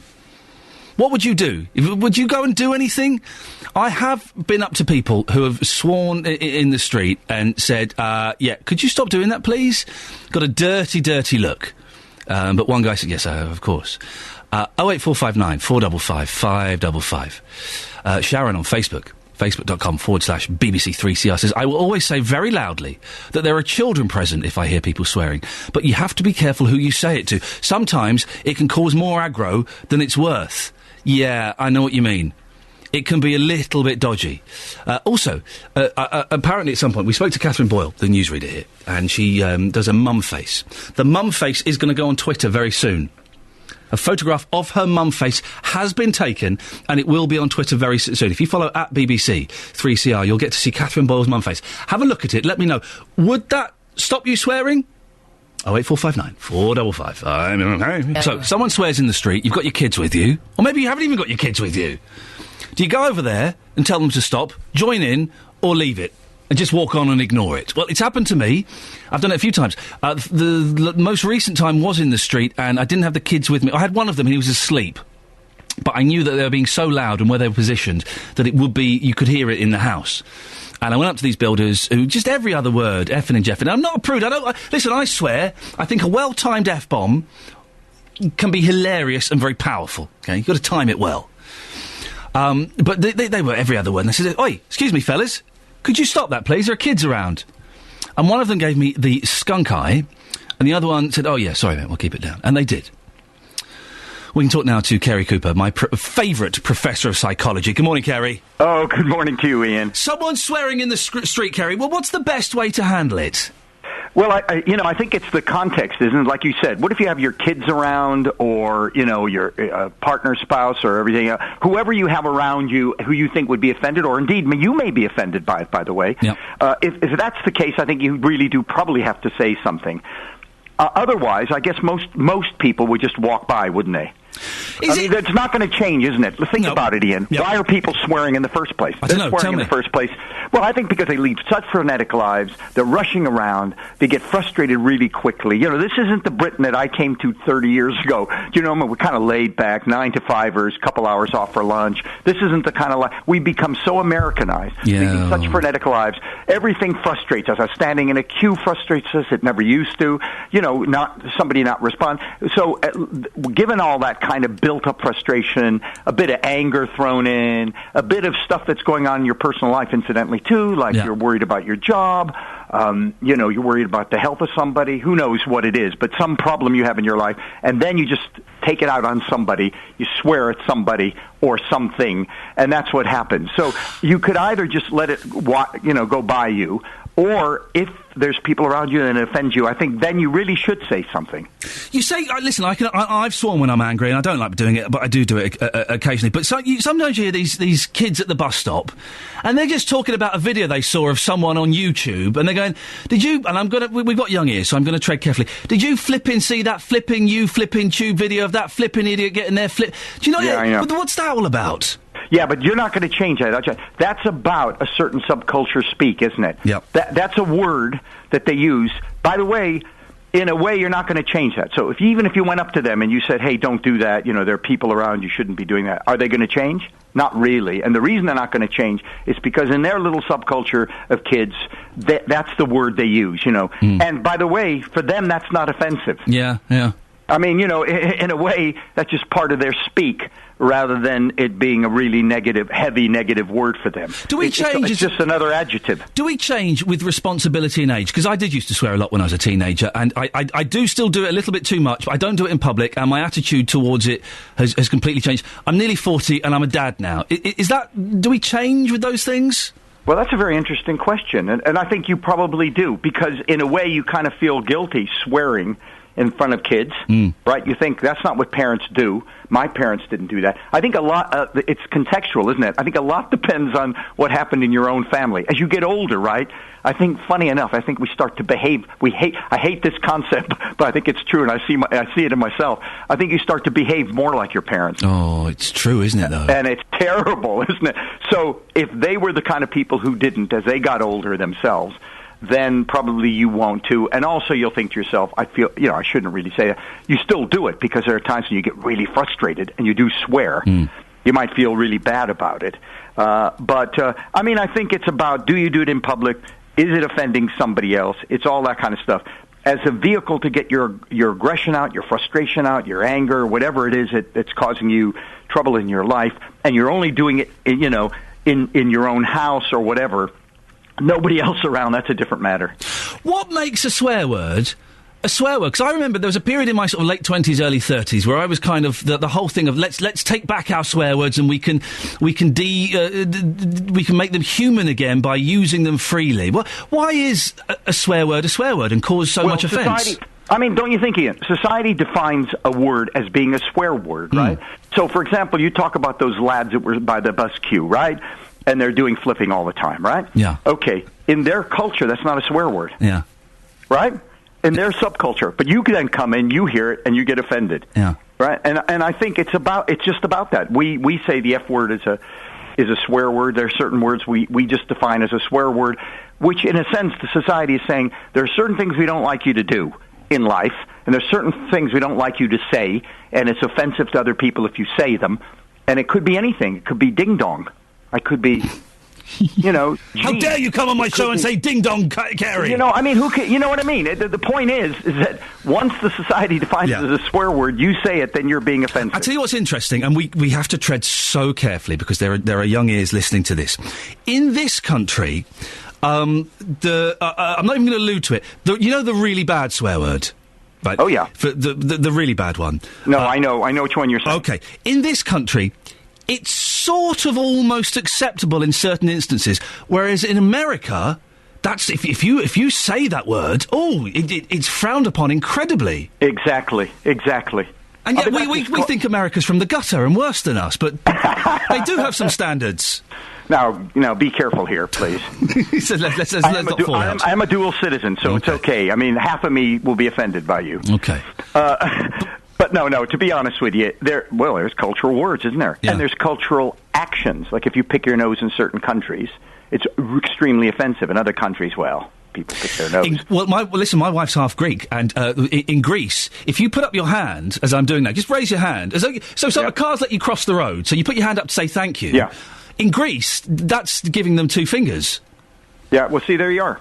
The Greeks are weird, though. If you did 2 fingers, by the way, in the States, they wouldn't even know what it meant. They'd think it was a victory sign. Kerry, listen, I could talk to you all morning. It's fascinating. Kerry Cooper, Professor of Psychology there. It's interesting, isn't it? So some words have a greater impact elsewhere. You see some people swearing in the street. What do? You going to say something, or are you going to ignore them? Colin from Bletchley. Colin, what would you do? I just walk on by and let them get on with it. Really? I believe that being offended is a choice, and what you're actually doing is giving the other person the weapon to hurt you. If you're not offended, you give them no power. It's like being upset by something. It's like stabbing yourself and blaming someone else for it. Well, hang on a second, though, because being offended, though, is not something you can turn on or off, can you? It's how you've been brought up. It's ingrained within you. It's part of your character. No, you can turn it off. I have. How? You can turn it off. By taking these things for what they are. Colin, you're an idiot, and you're ugly, and I hate you. Okay. Wow, you're good. How do you do that? You're like a Zen master. How do you do that? I'd have hung up by now. Well, no, because the thing is, I know who I am, I know what I am, and I know that whatever a person says to me, they can't change it. All right, hang on a second. Why should I be offended by somebody else's opinion? All right, okay, here we go. Colin, I hate your mother and I hate all of your family, and everyone in your family is just an idiot and they stink and they're even uglier than you are. Yeah, well, you wouldn't say that if you knew them. You're good, Colin. You and I need to meet up. You need to give me some of this, because I take offence at the merest... at a sneeze, I'm offended. How have you taught yourself to do that? Well, basically because I'm a Christian. And I've undergone a lot of changes because of the work of the Holy Spirit. You see, I haven't got Jesus in my heart, you see. That's the problem. Jesus doesn't live within me. When I was young, I was victimised, I was picked on, I was bullied at school. And it's taken a long time for that to be healed. OK, all right, hang on a second. I was paranoid. So Jesus is the most important thing in your life? Absolutely. So supposing I'm rude about Jesus and his ridiculous hair and his silly beard and I think he's an idiot, does that offend you? No. Wow. You're good, Colin. You're good. If you're not a believer, then you're not going to have a high opinion of him. Colin, listen, thank you very much. Colin from Bletchley. He manages to not be offended by having Jesus living in his heart. Jesus does not live in my heart. I'm aware of his work, and I'm a fan of his work. He doesn't live in my heart. I salute him, but I don't have that. Sometimes I get very envious of people who have religious faith, because you can see how comforting it was for Colin there to have that faith. I don't have it. I don't have it at all. But I bet it's good to have. He doesn't get offended by anything because he's got that. I do sometimes feel I'm missing out. It would struggle. It would struggle with so many elements of it. 08459 455 555. The people are swearing in the streets. What do you do? On the JVS show later on today, he's not in this morning. He's still poorly. Fingers crossed, touch wood. He's back next week. David Prever is filling in for him. He wants to know, is there anything wrong with gay people getting married? We'll explain why. He'll pop in about 15, 20 minutes and tell us why he's discussing that.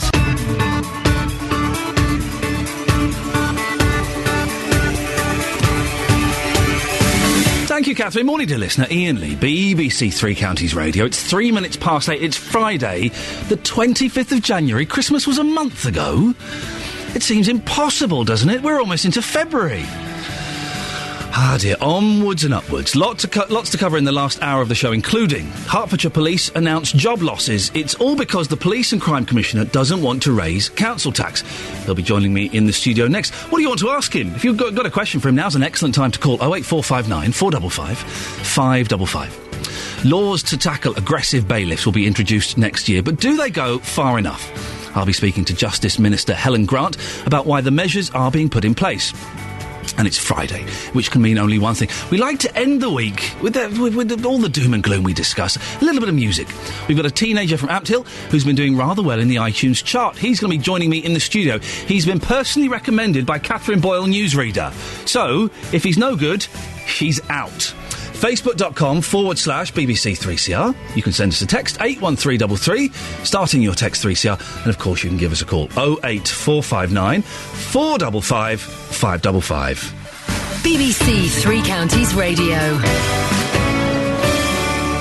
Now, 60 Hertfordshire police officers and 76 backroom staff look likely to lose their jobs as part of an efficiency savings package that was discussed last night. The Commissioner defended freezing council tax and instead reducing police numbers. Well, David Lloyd is the Police and Crime Commissioner for Hertfordshire. Joins me now. Good morning, David. Morning, Iain. 60 officers. That's a lot to be going, isn't it? Yes, and let's be clear about that. Although everyone who works within policing in Hertfordshire has a role to play, and an important role to play, these aren't frontline officers. In fact, we're increasing the front line. We're putting 6 more in the neighbourhood team. We're putting another person into the cybercrime team. Right. So this isn't about frontline officers going. This is about how we're restructuring so that we are taking the savings. Remember, we talked about having to find over £6 million worth of savings, and that's being worked through things like collaboration and taking officers out. So where are these 60 officers? So you say you're introducing 6 more on the front line, 1 more into the cybercrime department. Where are these 60 officers taken from then? Broadly, without going line by line through each one, broadly through that work that we're doing in terms of collaboration, so the work that we're doing with Hertfordshire, Bedfordshire and Cambridgeshire. When you've got 3 forces working together, you can take some out of those teams. And similarly, probably in the force control rooms, we'll be taking some officers there. There are people who have important roles, but back-line roles, rather than those out on the front line, out on the streets, policing, and it's the ones that we're looking at are from the back line and from the more sort of senior management roles. But all the experience that these officers have got over the years, you're losing all of that experience. Does that not concern you? This is what you might call controlled dissent. If you think about the sort of people in policing, they are from a very wide range of age and background, and so actually taking 60 people out isn't a huge peak that you're taking out. So not necessarily losing lots and lots of experience, really just managing it in a way which might be termed controlled dissent. Can you guarantee that these 60 officers being taken out and the 76 backroom staff, that's not going to affect policing and crime? The Chief Constable tells me that it won't, and that's a very good guarantee for me. Clearly, we need to do it in a way that it won't. But remember where we are on crime at the moment. Crime has come down since about 2008 by broadly 40%. So actually we're seeing a real fall-off in crime, and that's really good news. The Police Federation say, of course, that these officers are still doing police work and it's still vital. Clearly they are employed for policing and they're doing police work.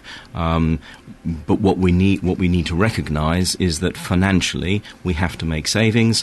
We've got to find £35 million worth of savings. If things are really bad, possibly up to £70 million worth of savings. We don't know yet what will happen in the next So there round. could be more staff cuts? There certainly could be more savings that are needed in future years, but that's not what we're looking at this year. Okay. What we were looking at last night and what we're looking at this year is this year's budget. But there could possibly be, in the future, more staff cuts to help with the savings? Clearly, we need to look every year at how many people we need to ensure that we have a safe county. I will continue to do that and to fight to ensure that we continue to have a county where crime is reducing and it's a good place to live and work. You mentioned the collaboration. You don't quite see eye to eye with Bedfordshire's PCC on things like outsourcing. do you? You're still planning to do that? Obviously, the thing which is most important to me is what is right for Hertfordshire. That's why I was elected, and Ollie and I will continue to chat robustly about what's the best way. Chat robustly? Well, excellent way of putting it. Well done, yes. Well, you know... You're still looking at outsourcing, though, as a possibility? Certainly, I'm looking at what's best for Hertfordshire, and I think one of the best ways of ensuring that we get an effective and efficient police service in Hertfordshire, and more to the point, reduced crime in Hertfordshire, is through looking at the private sector as well as the public sector. A G4S out of the picture now? G4S aren't out of the picture yet. We clearly will need to come to some conclusion on that, and I'll be very happy when we've come to a conclusion, whether for or against, to come back and chat that through. Have we got a timescale for that, when those decisions are likely to be looked at and made? I think within the next month or so, we should have some listeners. Now, earlier on, we had a couple of guests on, and we asked what question they'd like to ask you. We had Neil Alston, chair of the Herts Police Federation, the voice of coppers. He says he has a good dialogue with you, but he asked you this. The point I'd like to make to Mr. Lloyd is at what point do we stop cutting because it's going to impact on services? Well, what's your answer to that? Well, Neil's a very good and robust challenger of what I say, and in a really positive way, and he's obviously been and is at the front line in policing. Clearly, I'm only looking at what's happening this year, and it's a very good question to ask. It doesn't mean to say that there's a clear answer on it. I can't say that this year is the very end of that controlled descent. Clearly, we need to look every year at what the budget is, on what income we've got, and also what is needed in terms of the crime capability. So be ready for more job losses? Be ready every year that I challenge to see exactly how much money needs to be spent on policing in that broad crime reduction piece. Iain Dixon, an independent panel member, also asked this. We're now getting down to almost as many officers that we had when we didn't police Herts, Moon and Broxbourne. So if crime goes up, which we obviously don't want it, will you then start considering about increasing the number of police officers? And again, Iain is well known. We've been colleagues for many years. He, of course, was the leader of the Labour group and the former chairman of the police authority. A time when he was there, actually, crime was 40% higher. So actually, in the same way as, if you were running a supermarket, you might well say that if you had 40% less turnover, you wouldn't have as many people on the checkouts. Actually, you do need to look at everything. But if crime goes up, will you get more coppers in? First of all, if crime goes down by 40%, we haven't seen a 40% reduction in coppers. So to an extent, the question perhaps doesn't go quite as far as it should, because what we've said is we've put some headroom in there, haven't we? We've seen that fall off in crime, and that fall off in crime hasn't seen an exact reduction. Because there are some people who dispute the 40% figure, don't they? People will always dispute figures, and yesterday there was some chatter, wasn't there, about whether or not these figures are exactly right. I'm always more interested in the direction of travel. I think most people would say that we are living in a safer and safer place with less and less crime. We've got a couple of calls. Sheila and John, stay there. We'll go to you in a second. Just one more question from me. Earlier on, we were told that you'd boxed yourself in by saying you wouldn't raise tax in your election campaign. Thames Valley's PCC, Anthony Stansfeld, is looking for a 2% raise. So is Bedfordshire's Ollie Martin, so we've mentioned. The accusation is that you're forcing bigger cuts by not raising tax. That's not the case. We've had a long-term financial plan. Indeed, it was in the plan for quite a while that we would freeze council tax this year, and I think that is an important thing to do when people are struggling because of the financial situation we're in. But people want to be safe, don't they? Yeah, and living in Hertfordshire you are. Remember, in Hertfordshire you are very, very unlikely to be the victim of crime. And remember, as I've said, how much crime has come down. So what I'm doing is not just making them safe through crime reduction, but actually ensuring they don't have to pay more money out for policing. OK, I'm just going to move this slightly closer to you, because it's going to be a bit quiet for some reason. We've got a couple of calls. No, don't worry, something at our end. Let's go to Sheila in St Albans. Sheila, you're through to David Lloyd. What's your question? Good morning. The idea of keeping the council tax down, Is it correct to say that apart from your commissioner job, you are also on the county council and the local borough council? And if so, does this not sort of like you've got, shall we say, you're thinking of keeping the tax down because you're in the county council, and then there's the police force. So who do you really bat for? Well, I bat for you, Sheila. I don't think that that you should have to pay more in terms of council tax. So you're quite right. I'm also on the council, the county council, and I'm pleased to say that you won't have to pay more for that either. Yes, but if you're sitting with the council and the council is saying we want to cut back, and you say, oh, I think I can do this in the police force. Well, yeah, I'll help you out here. Should But then if you go and the police are turning around and saying we need more bodies, we desperately need more bodies, do you turn around to the council and say, well, no, you're not cutting my side because I can't?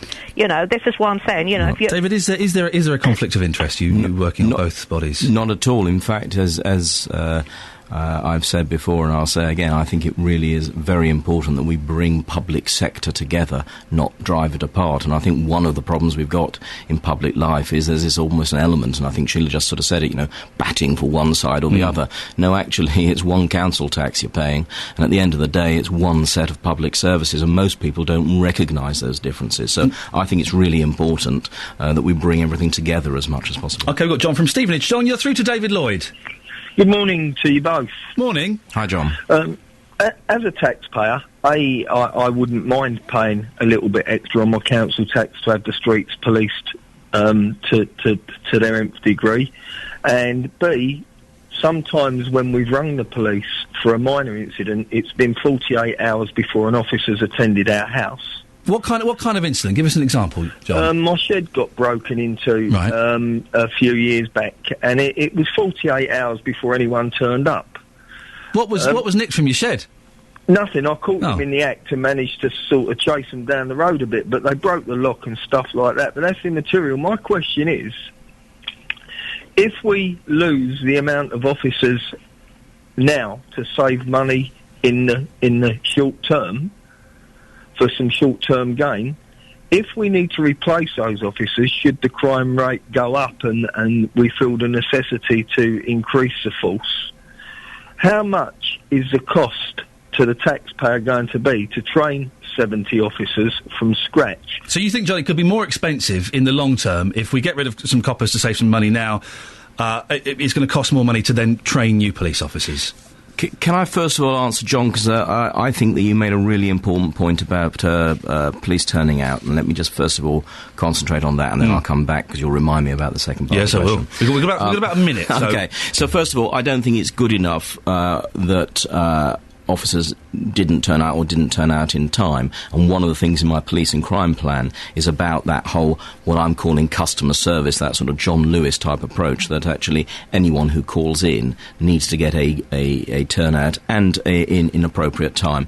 And I have to say that it has already gone up from under 60% people turning out from an emergency call to 70%. So and just to move on, just we're running out of time. In terms of the cost in the future, if you do need to train more police officers, if the crime rate goes up. Well, we always have to train officers when they come in. I don't think actually that is the case, that it will cost a great deal more.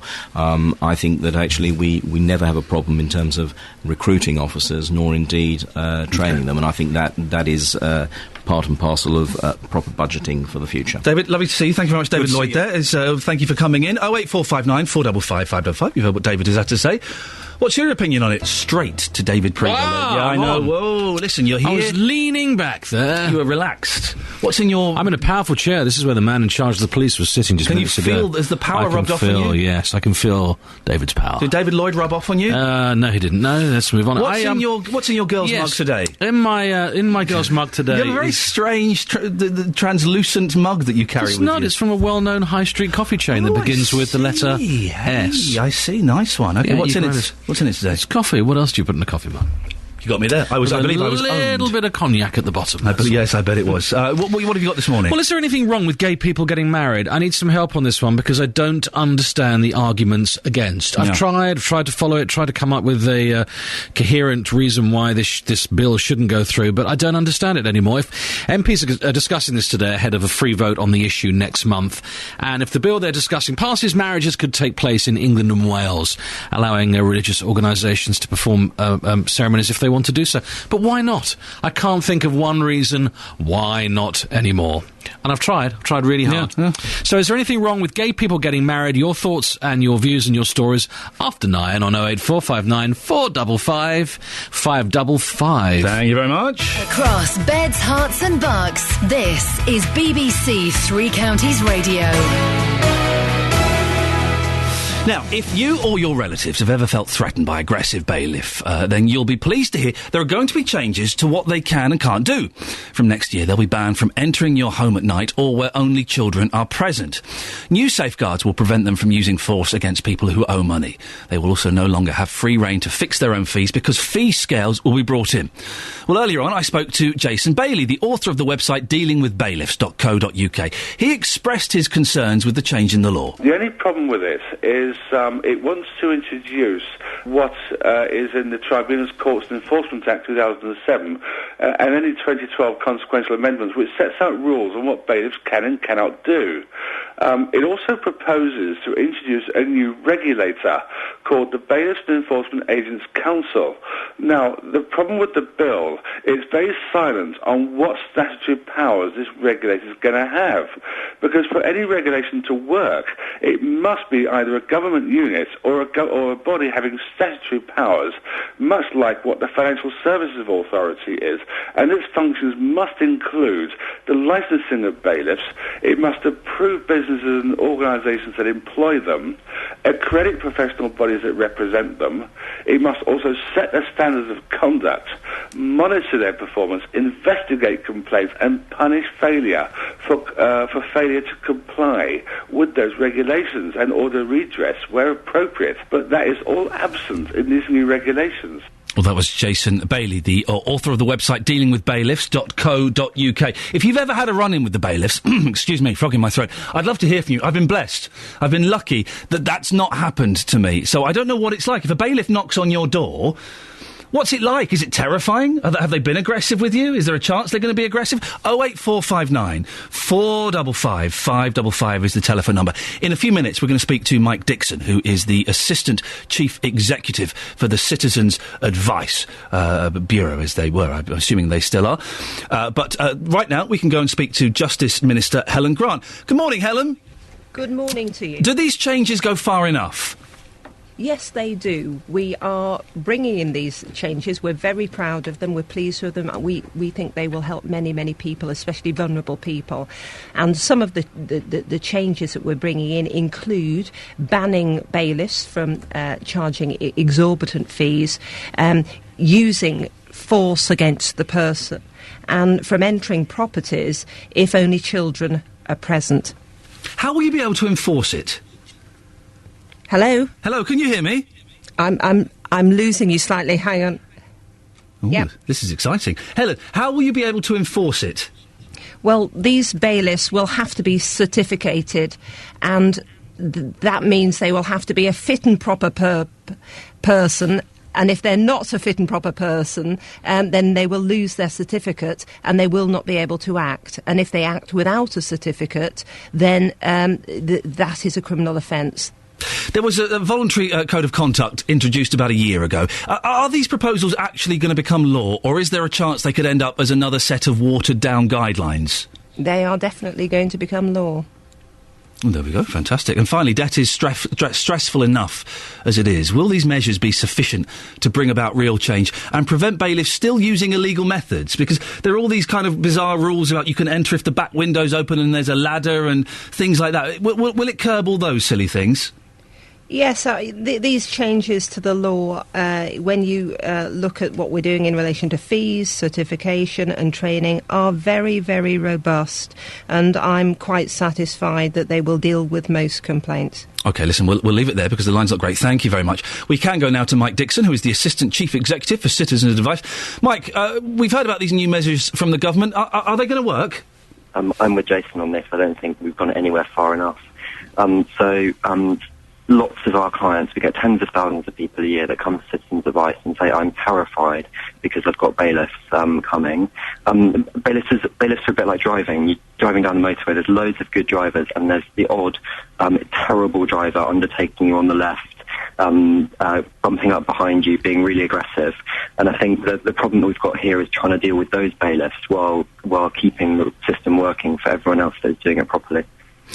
If someone's got bailiffs knocking on the door, and obviously, you'd hope you could prevent that from happening before it did, but you can't always. If someone's got a bailiff knocking on the door, what's the best advice you can give them? The problem is that it's really, really difficult because there's about 5 or 6 different types of bailiffs, and depending on the kind of debt, they have different powers. So the problem that we've got is the legislation that's being proposed doesn't clear that up enough. It's still far too difficult to say, to work out how you complain about a bailiff. And the real problem with the proposals that have come out today is that they're just taking action against individual bailiffs, saying you've got to apply to a court for a licence. It does nothing about rogue firms that employ lots of different bailiffs and means that you have to kind of whack-a-mole with each bailiff at a time rather than going for the firm that is employing people recklessly. Oh, I didn't realise. So it's the individual bailiff as opposed to the bailiffs incorporated. Yeah, and that's the real problem that we've got with these proposals, because it makes it very, very difficult to stop kind of bad practice. It's a really cumbersome process to get any individual bailiff stuck off. So you have to go to the court. There's a much, much simpler option, which is just say, set up somewhere where bailiffs have to go, where they get a licence, firms have to get a licence, and if they consistently act badly, then you take away the licence, job done. This is a really overly complicated, messy way of dealing with what could be sorted out quite simply. I would imagine that with everything that's going on in the world at the moment, as Citizens Advice, more and more people are coming in with concerns about debt and bailiffs and things that are going to happen to them. Yeah, that's exactly right. And I think one of the really big worries that people have got is looking ahead to April when you've got council tax changes, and there are going to be lots of people that have never paid council tax before. Those people will, in lots of cases, come into contact with bailiffs when they've never done so before, and that is a really big problem. I mean, if you look today, and if you're on Twitter, we're doing something called hashtag CAB Live, which basically says, kind of tweets about all the problems coming into the Bureau of the day across the country. And if you follow that, you can just see how big a problem bailiffs are today. So what's that, hashtag CAB Live? CAB Live, yeah. OK, and if people... I've been to Citizens Advice many, many years ago. They were wonderful. If people want to get in touch, they are worried. How do they get in touch? Is there a website these days? About 12 million people use our website every year. About 2 million people call us. About 2 million people walk through the doors of their local bureau. So if you've got a problem, get in touch with us. You should never actually get into a situation where you have to deal with bailiffs. We can always help you negotiate a deal with your creditors first. So if you're sitting at home now listening to this, worried about bailiffs coming round, take action, because you don't have to suffer in silence. You don't have to be worried. Mike, brilliant. Thank you very much. Mike Dixon, the Assistant Chief Executive for Citizens Advice. I just realised I sounded like such an old man. You got a website these days? Of course they got a blooming website. It's 2013. Everyone's got... My mum's got a website. You got a website these days? Yes, we got a website these days. 08459 455 555. Because I say things, and then I hear it a few seconds later and just think, what an idiot you are. Not that often. Let's not get carried away. Call 08459 455 555. 08459 455 555. BBC Three Counties Radio. Well. What an action-packed 28 minutes of the show we've got for you. Action-packed. Swearing, swimming, and music.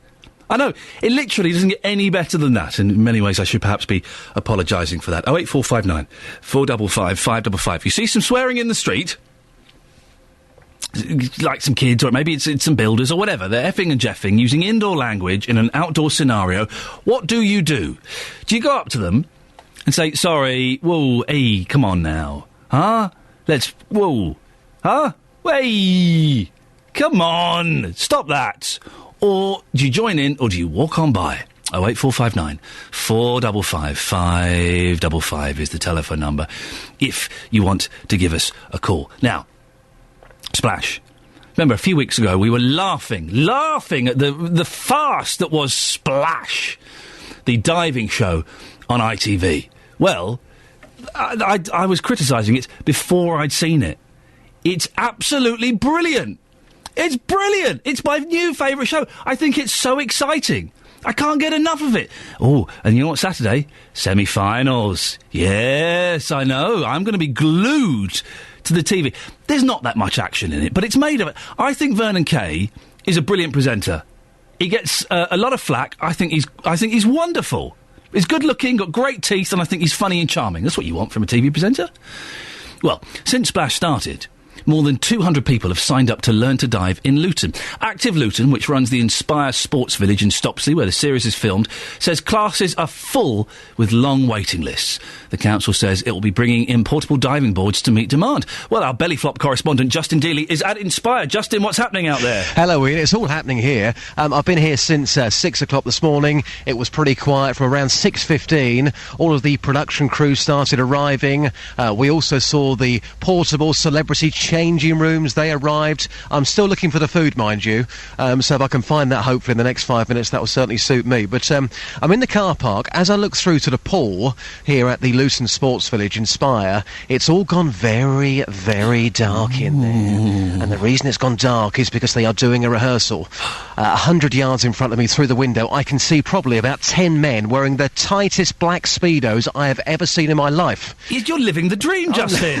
This is exactly what you joined up for. It's what I did join up for, yes. When I joined the BBC, I'm looking for men in tight black Speedos, but you will see these men tomorrow night, because when the show opens, they do this flash dive. You get about 10 or 15 of them all together, jumping off the board, so they are rehearsing that right now. Vernon Kay, I know that you love him. I think he's brilliant, Vernon. I think he's a great presenter. He's going to be here with Gabby from around midday today. The celebrities won't be here today, but they'll certainly be here tomorrow for the semi-final, with the likes of Omid Jalili, Anthony Agogo, Linda Barker, and also Eddie the Eagle Edwards. Oh, you missed out that lady that we don't know who she is. Well, yeah, forget about her.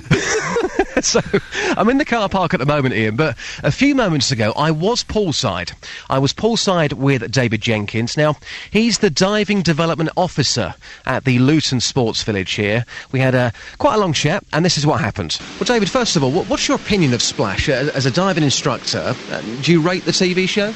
Absolutely. It obviously got a bit slated on the first show, but I think the atmosphere in the pool as part of the audience on the first show was amazing, and it really has kept through the whole weeks.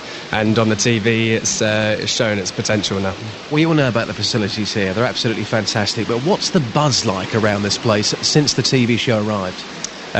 Amazing. I mean, myself and Harry Glover, who are the diving development officers here, we're actually getting involved in the show, so it's really it's really quite cool at the end of the week getting involved in the show, and then during the week all our lesson divers come in and our squad divers sort of actually saying, oh yeah, we saw you in the show. It's really good fun. And can absolutely anybody become a good diver? I've got my Speedos in the car, they're lime green. If I came to you, how long would it take you to turn me into a decent diver?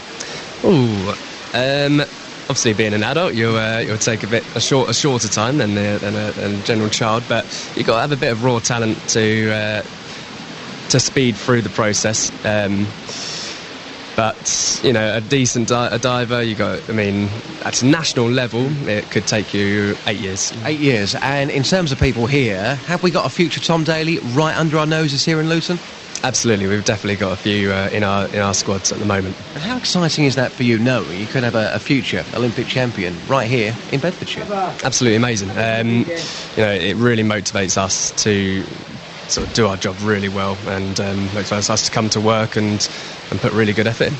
The first time you went up 10 metres, I've seen it on TV, it looks absolutely terrifying. We can't go up there now because rehearsals are taking place, but the first time you got up to 10 metres, how scared were you? I'd done a lot of gymnastics before, and you know, I'm not so scared of heights, so for me it was okay. So manly. But yeah, it can take a while for us to get our kids up to 10 metres. Okay. And just lastly, who's going to win Splash? Who do you think is going to win this TV programme? The semi-finals this weekend, but who's the winner as far as you're concerned? I've got to put it on Eddie. He's got a bit of trampoline in background. He looks amazing. He is just a legend, isn't he? Absolutely. And people that have knocked the programme in the first week, when you think about Eddie the Eagle, he comes out, he's got all this charisma, he jumps off the board like he did. It's just great viewing, isn't it? Yeah, absolutely. That's the sort of personality and motivation we need in a diver, really. And a bit like Michelle earlier on from Luton Borough Council, when this programme's over, you're going to miss it, aren't you? I know, yeah, absolutely. It's going to be a bit dead around here, but yeah, it'll be really good. Have a great weekend. Thank you very much. Thanks very much. So the views there of David Jenkins. He's the Diving Development Officer at Luton Sports Village, where, of course, Splash is being filmed tomorrow night, the semi-final. So, all round in, a massive impact. People have knocked this television programme, but, of course, locally here, and not just here in Luton, but right the way across the country, people want to go out, and they now want to take up diving. That can only be a good thing, surely. Justin, just go off on a very slight tangent before we go to our next guest. We've been talking about what you do if you saw some people swearing in the street. Would you say anything, or would you join in? Well, do you know what? A few years ago, I certainly would have said something. Nowadays, I don't know. Maybe it's me just growing up slightly, I don't know. But I think nowadays, I might think twice, because... You're there with your mum or your nana or someone like that. Would you say anything then? It depends where it is. If I was in a restaurant or somewhere like that, I would probably certainly say something. But if I was on a train or something like that, if you say something wrong to the wrong person, you never quite know what's going to happen next. And that's a negative attitude to have, I know, but what you don't want to do is put yourself and your family in a situation that could be dangerous. Justin, you are very wise man, Justin Dealey. Who'd have thunk it? Well, carry on with the diving theme. Hayley Sage competed at the Beijing 2008 Olympic Games. She now coaches diving at the Beaumont Diving Centre in Welland Garden City, Hertfordshire. Morning, Hayley. Good morning. What do you think of Splash? And be honest. I think it's brilliant that we've got diving on telly, to be honest with you. I mean, I know I'm a bit biased being a diver myself, but it's brilliant. I mean, on Saturday night, in my opinion, there's not that much to watch. Oh, it's rubbish. Saturday night TV is rubbish at the moment, isn't it? It's gone down the pan. It's awful. So, no, it's brilliant to sit down with your friends and your family and to just put your feet up and to have a laugh watching it, really, as well, because it is quite funny, really. I mean, some of the guys are really great, like they're really training hard and they're doing some great stuff, but they're quite novice, so you get a bit of a laugh from watching it as well, which is quite fun. Do you still get nervous going on up the 10-metre board, or are you beyond that now? Well, myself, I specialise in a 3-metre springboard. Oh, Hayley, the 3-metre springboard for girls. But in my defence, it is very technically difficult because you've got the spring to deal with, so... But I have been off 10 metre myself. I've done a few dives. Was it horrible, though? Quite basic ones. I couldn't even go up that high and look over the edge. It is quite daunting. Now, if I was to do it, I haven't been up there for some years, I probably would need a bit of encouragement and have to build myself up maybe from the 5 and the 7 like they do on Splash. Is the show having an impact on diving? Are more and more people kind of signing up for it? Yes, definitely. I've seen quite a big interest, really, from lots of children that are signing up at Beaumont Diving Academy. I've been a member there for 16 years now. I joined when I was 10 years old. And really, we cater for all ages as well, though. I mean, our oldest member, I think, is in her 80s. Wow, okay. So we've definitely got a more of an interest now, and also with boys joining as well, because I remember sort of 10 years ago when I used to train, there was a lot of girls that had more of an interest in it. I think maybe because it's got a bit of gymnastics in there as well, and trampolining and things. So I think it was seen slightly more as a girls' sport, but it's great that more boys are joining now, obviously with the success of Tom Daly himself being such an inspiration, really, to the younger generation. It's great. There's definitely a huge interest now. You've competed at the highest level, the Olympics. How much dedication does it take to become Olympic standard? It takes everything, really. You've got to kind of sacrifice and put certain things of your life on hold, like socialising and the social side of diving. You certainly have to kind of keep that to one side when you're training towards a big event. It takes years of hard work and hard training. So I competed in 2008 and started from the age of 10. So I've been training. I had trained for years up to that point. For sort of hours a day as well. You train for hours a day. I trained 6 days a week, like many other divers do as well. And you do just a lot of repetitions to get confident with your dives, and there's also dry land training, there's trampolining, weights, conditioning. There's a hell of a lot in there. Oh, it sounds awful. Sounds awful, Hayley. No, it's brilliant. It's great fun. It's great fun. That's right at the very top, you know. Yeah. Like, if you just want to come along and have fun and to try it out, you won't be doing all that sort of thing. It's just getting to learn the diving at the start, and then as you progress, it's, you know, whatever route you want to take. But I chose to be mad enough to do it as a full-time athlete. You're coaching it now. Have you got any future Olympians under your guidance? I do some coaching. I mainly do the very young beginners, so the very sort of novice, just to learn to dive more so. So I think there could be some talent in there, some great sort of some great kids up and coming, really. But because I coach some of the very small beginners, you don't know until they sort of start to do a little bit more and they've trained a little bit longer. How old are the kids you're teaching? Probably from about sort of the age of 8. 8, 9 is the youngest. Brilliant. And then up sort of to 11, 12, yeah. One of my fears, Hayley, I don't like jumping in the water. I like to climb in very, very slowly at my leisure. One of my fears of diving in from a 3 or 5 metre board would be if my swimmers came off. So suddenly you come up and your trunks are over there and I'm over there. Has that ever happened to you? Have you ever had a wardrobe malfunction? Well, us girls are quite lucky. We have a whole swimming costume, you know. So everything. I think it's the gents that can lose them if they're not you know, if they're not sort of, they haven't tied their trunks up properly, you know. That's definitely, you want to get some ones with some strings in, yeah, definitely. OK, Hayley, well, listen, you answered that very tactfully. Thank you very much. Hayley Sage there. Competed at the Beijing 2008 Olympics, now coaches diving at the Beaumont Diving Centre in Welwyn Garden City. You're out in the street, maybe with your kids, your nana, or just on your own, and someone drops an F-bomb. Do you go over there and tell them to stop? Do you join in, or do you leave it? Well, just over half of people who witness verbal abuse will do something about it, according to a survey out today. We can talk now to Peter Silverton, who wrote the book Filthy English. It's all about everyday swearing. Peter, why such a filthy, sweary book? Because swearing is really central to what it means to be a human being. It's possible even that we swore before we talked. It's an expression of the deepest, most private parts of ourselves, which are often violent, they're often about sex, and they're about bits of our body that we don't like talking about, and they're also about what makes us us, which is why one of the main trends in modern swearing is religious and racial insults, which are seen as much worse now than they were when I grew up. There is an evolution, isn't there, of language where some words fall in and out of fashion. For example, the biggest, the naughtiest swear word of all time, which we won't even allude to, that was in quite common practice. There was even a street in London that was called that word. Absolutely. And I was taken to where it used to be by the curator at the Museum of London. Yes. Who was able to point it out. What makes swear words become swear words, then? Why are there some words... It does seem odd. In 2013, I'm nearly 40, there are some words I cannot say on the radio. Yes, it is odd. But once you understand that the secret of swear words is their power, and it's the secrecy of them which gives them their power. If you could say it everywhere, it would cease to have that power. I mean, one example I'll give, it's a historical example, so you don't need to worry. Okay. I'm hovering over the fader anyway, just to be careful, but yes, okay. Joan of Arc complained about how much the British swore. Yes. And so she referred to us as the goddams, because we said damn all the time. Yes. And nowadays, that's not offensive. That's a category H these days. We can get away with that on a breakfast show, yes. Just. It's the BBC. You know, you can't get away with anything on the BBC these days. The Daily Mail will be listening. I used to work there, so I know. Right. But it's things like... Because if you say call blimey, oh, blimey. But that means God...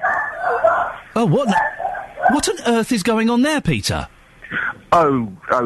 Yes, tell your dog to shut up. It's something, because it's evolution. Call blimey means literally God blind me, and some people get offended by that. I've been on the radio and said blimey, and I've had a text saying, don't say that, please, it's offensive. Yes, I mean, this is one of the definite trends in the last 20 to 30 years, is both the power of religious and racial swear words and, for want of a better word, the defensiveness of the religious towards what are seen as insults to their religion. Peter, you see some people swearing in the street. I don't know if you've got kids or you're with your nana or something. What would you do? You'd go and applaud them and write them down for your next book, wouldn't you? Yes, I would do that. I'd take notes. But I mean, confronting people is a different issue. I mean, that is to do with violence. And swearing can be violent. It's not always violent. I mean, people use it between groups of people to swear. Yep. And it's a bonding exercise in a way that you possibly, I'm not saying you do, but it's possibly there's a levels of swearing in your office that you wouldn't do on the street together. Catherine Boyle. It's Catherine Boyle, yes. The newsreader, potty-mouthed. That's very, very different from what you seem to have witnessed, which is upsetting. And also, let's be honest as well, Peter. A well-timed swear can be very powerful, and swearing can be funny.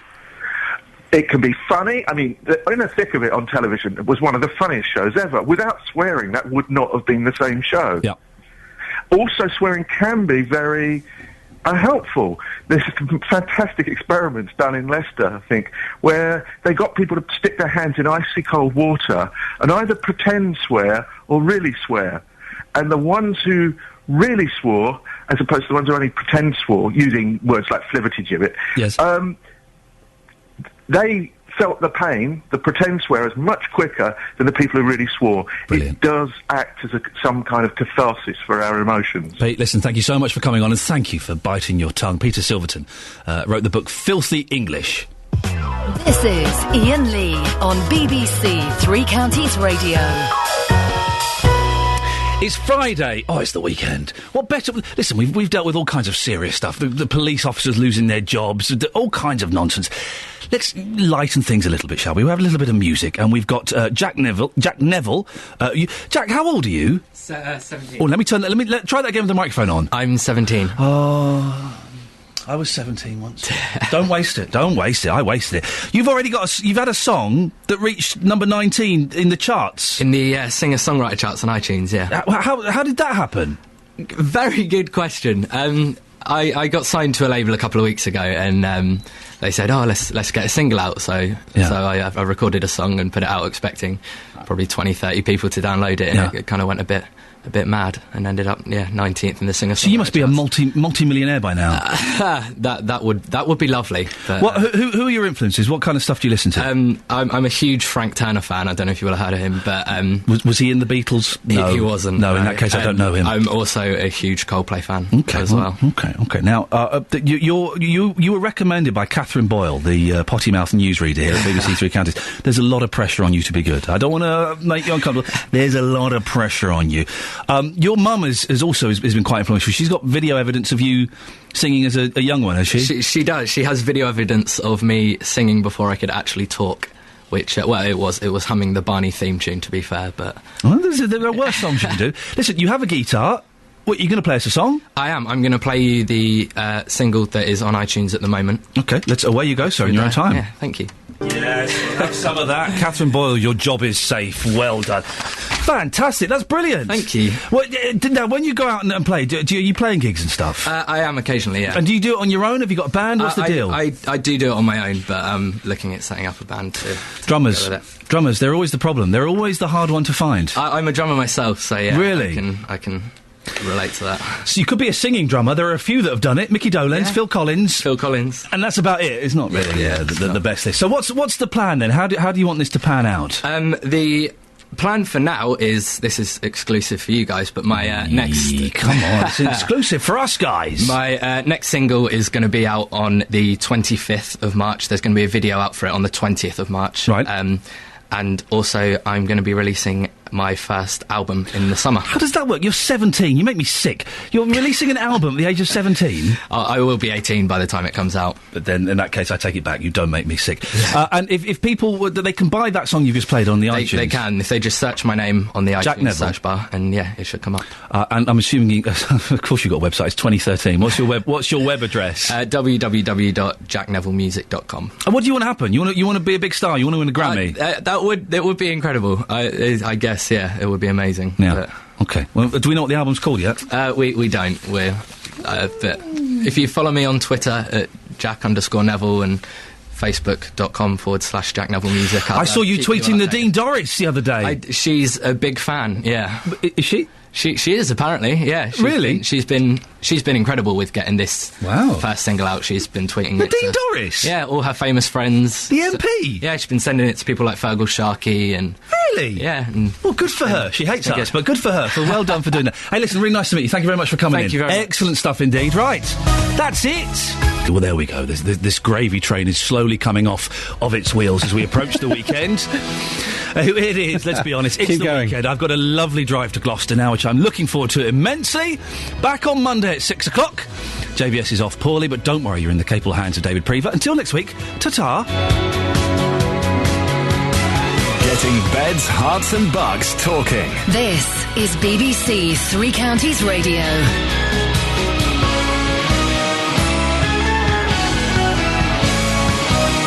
Thank you, Ian and the team, for a great week of shows. Fabulous stuff. They're back Monday morning.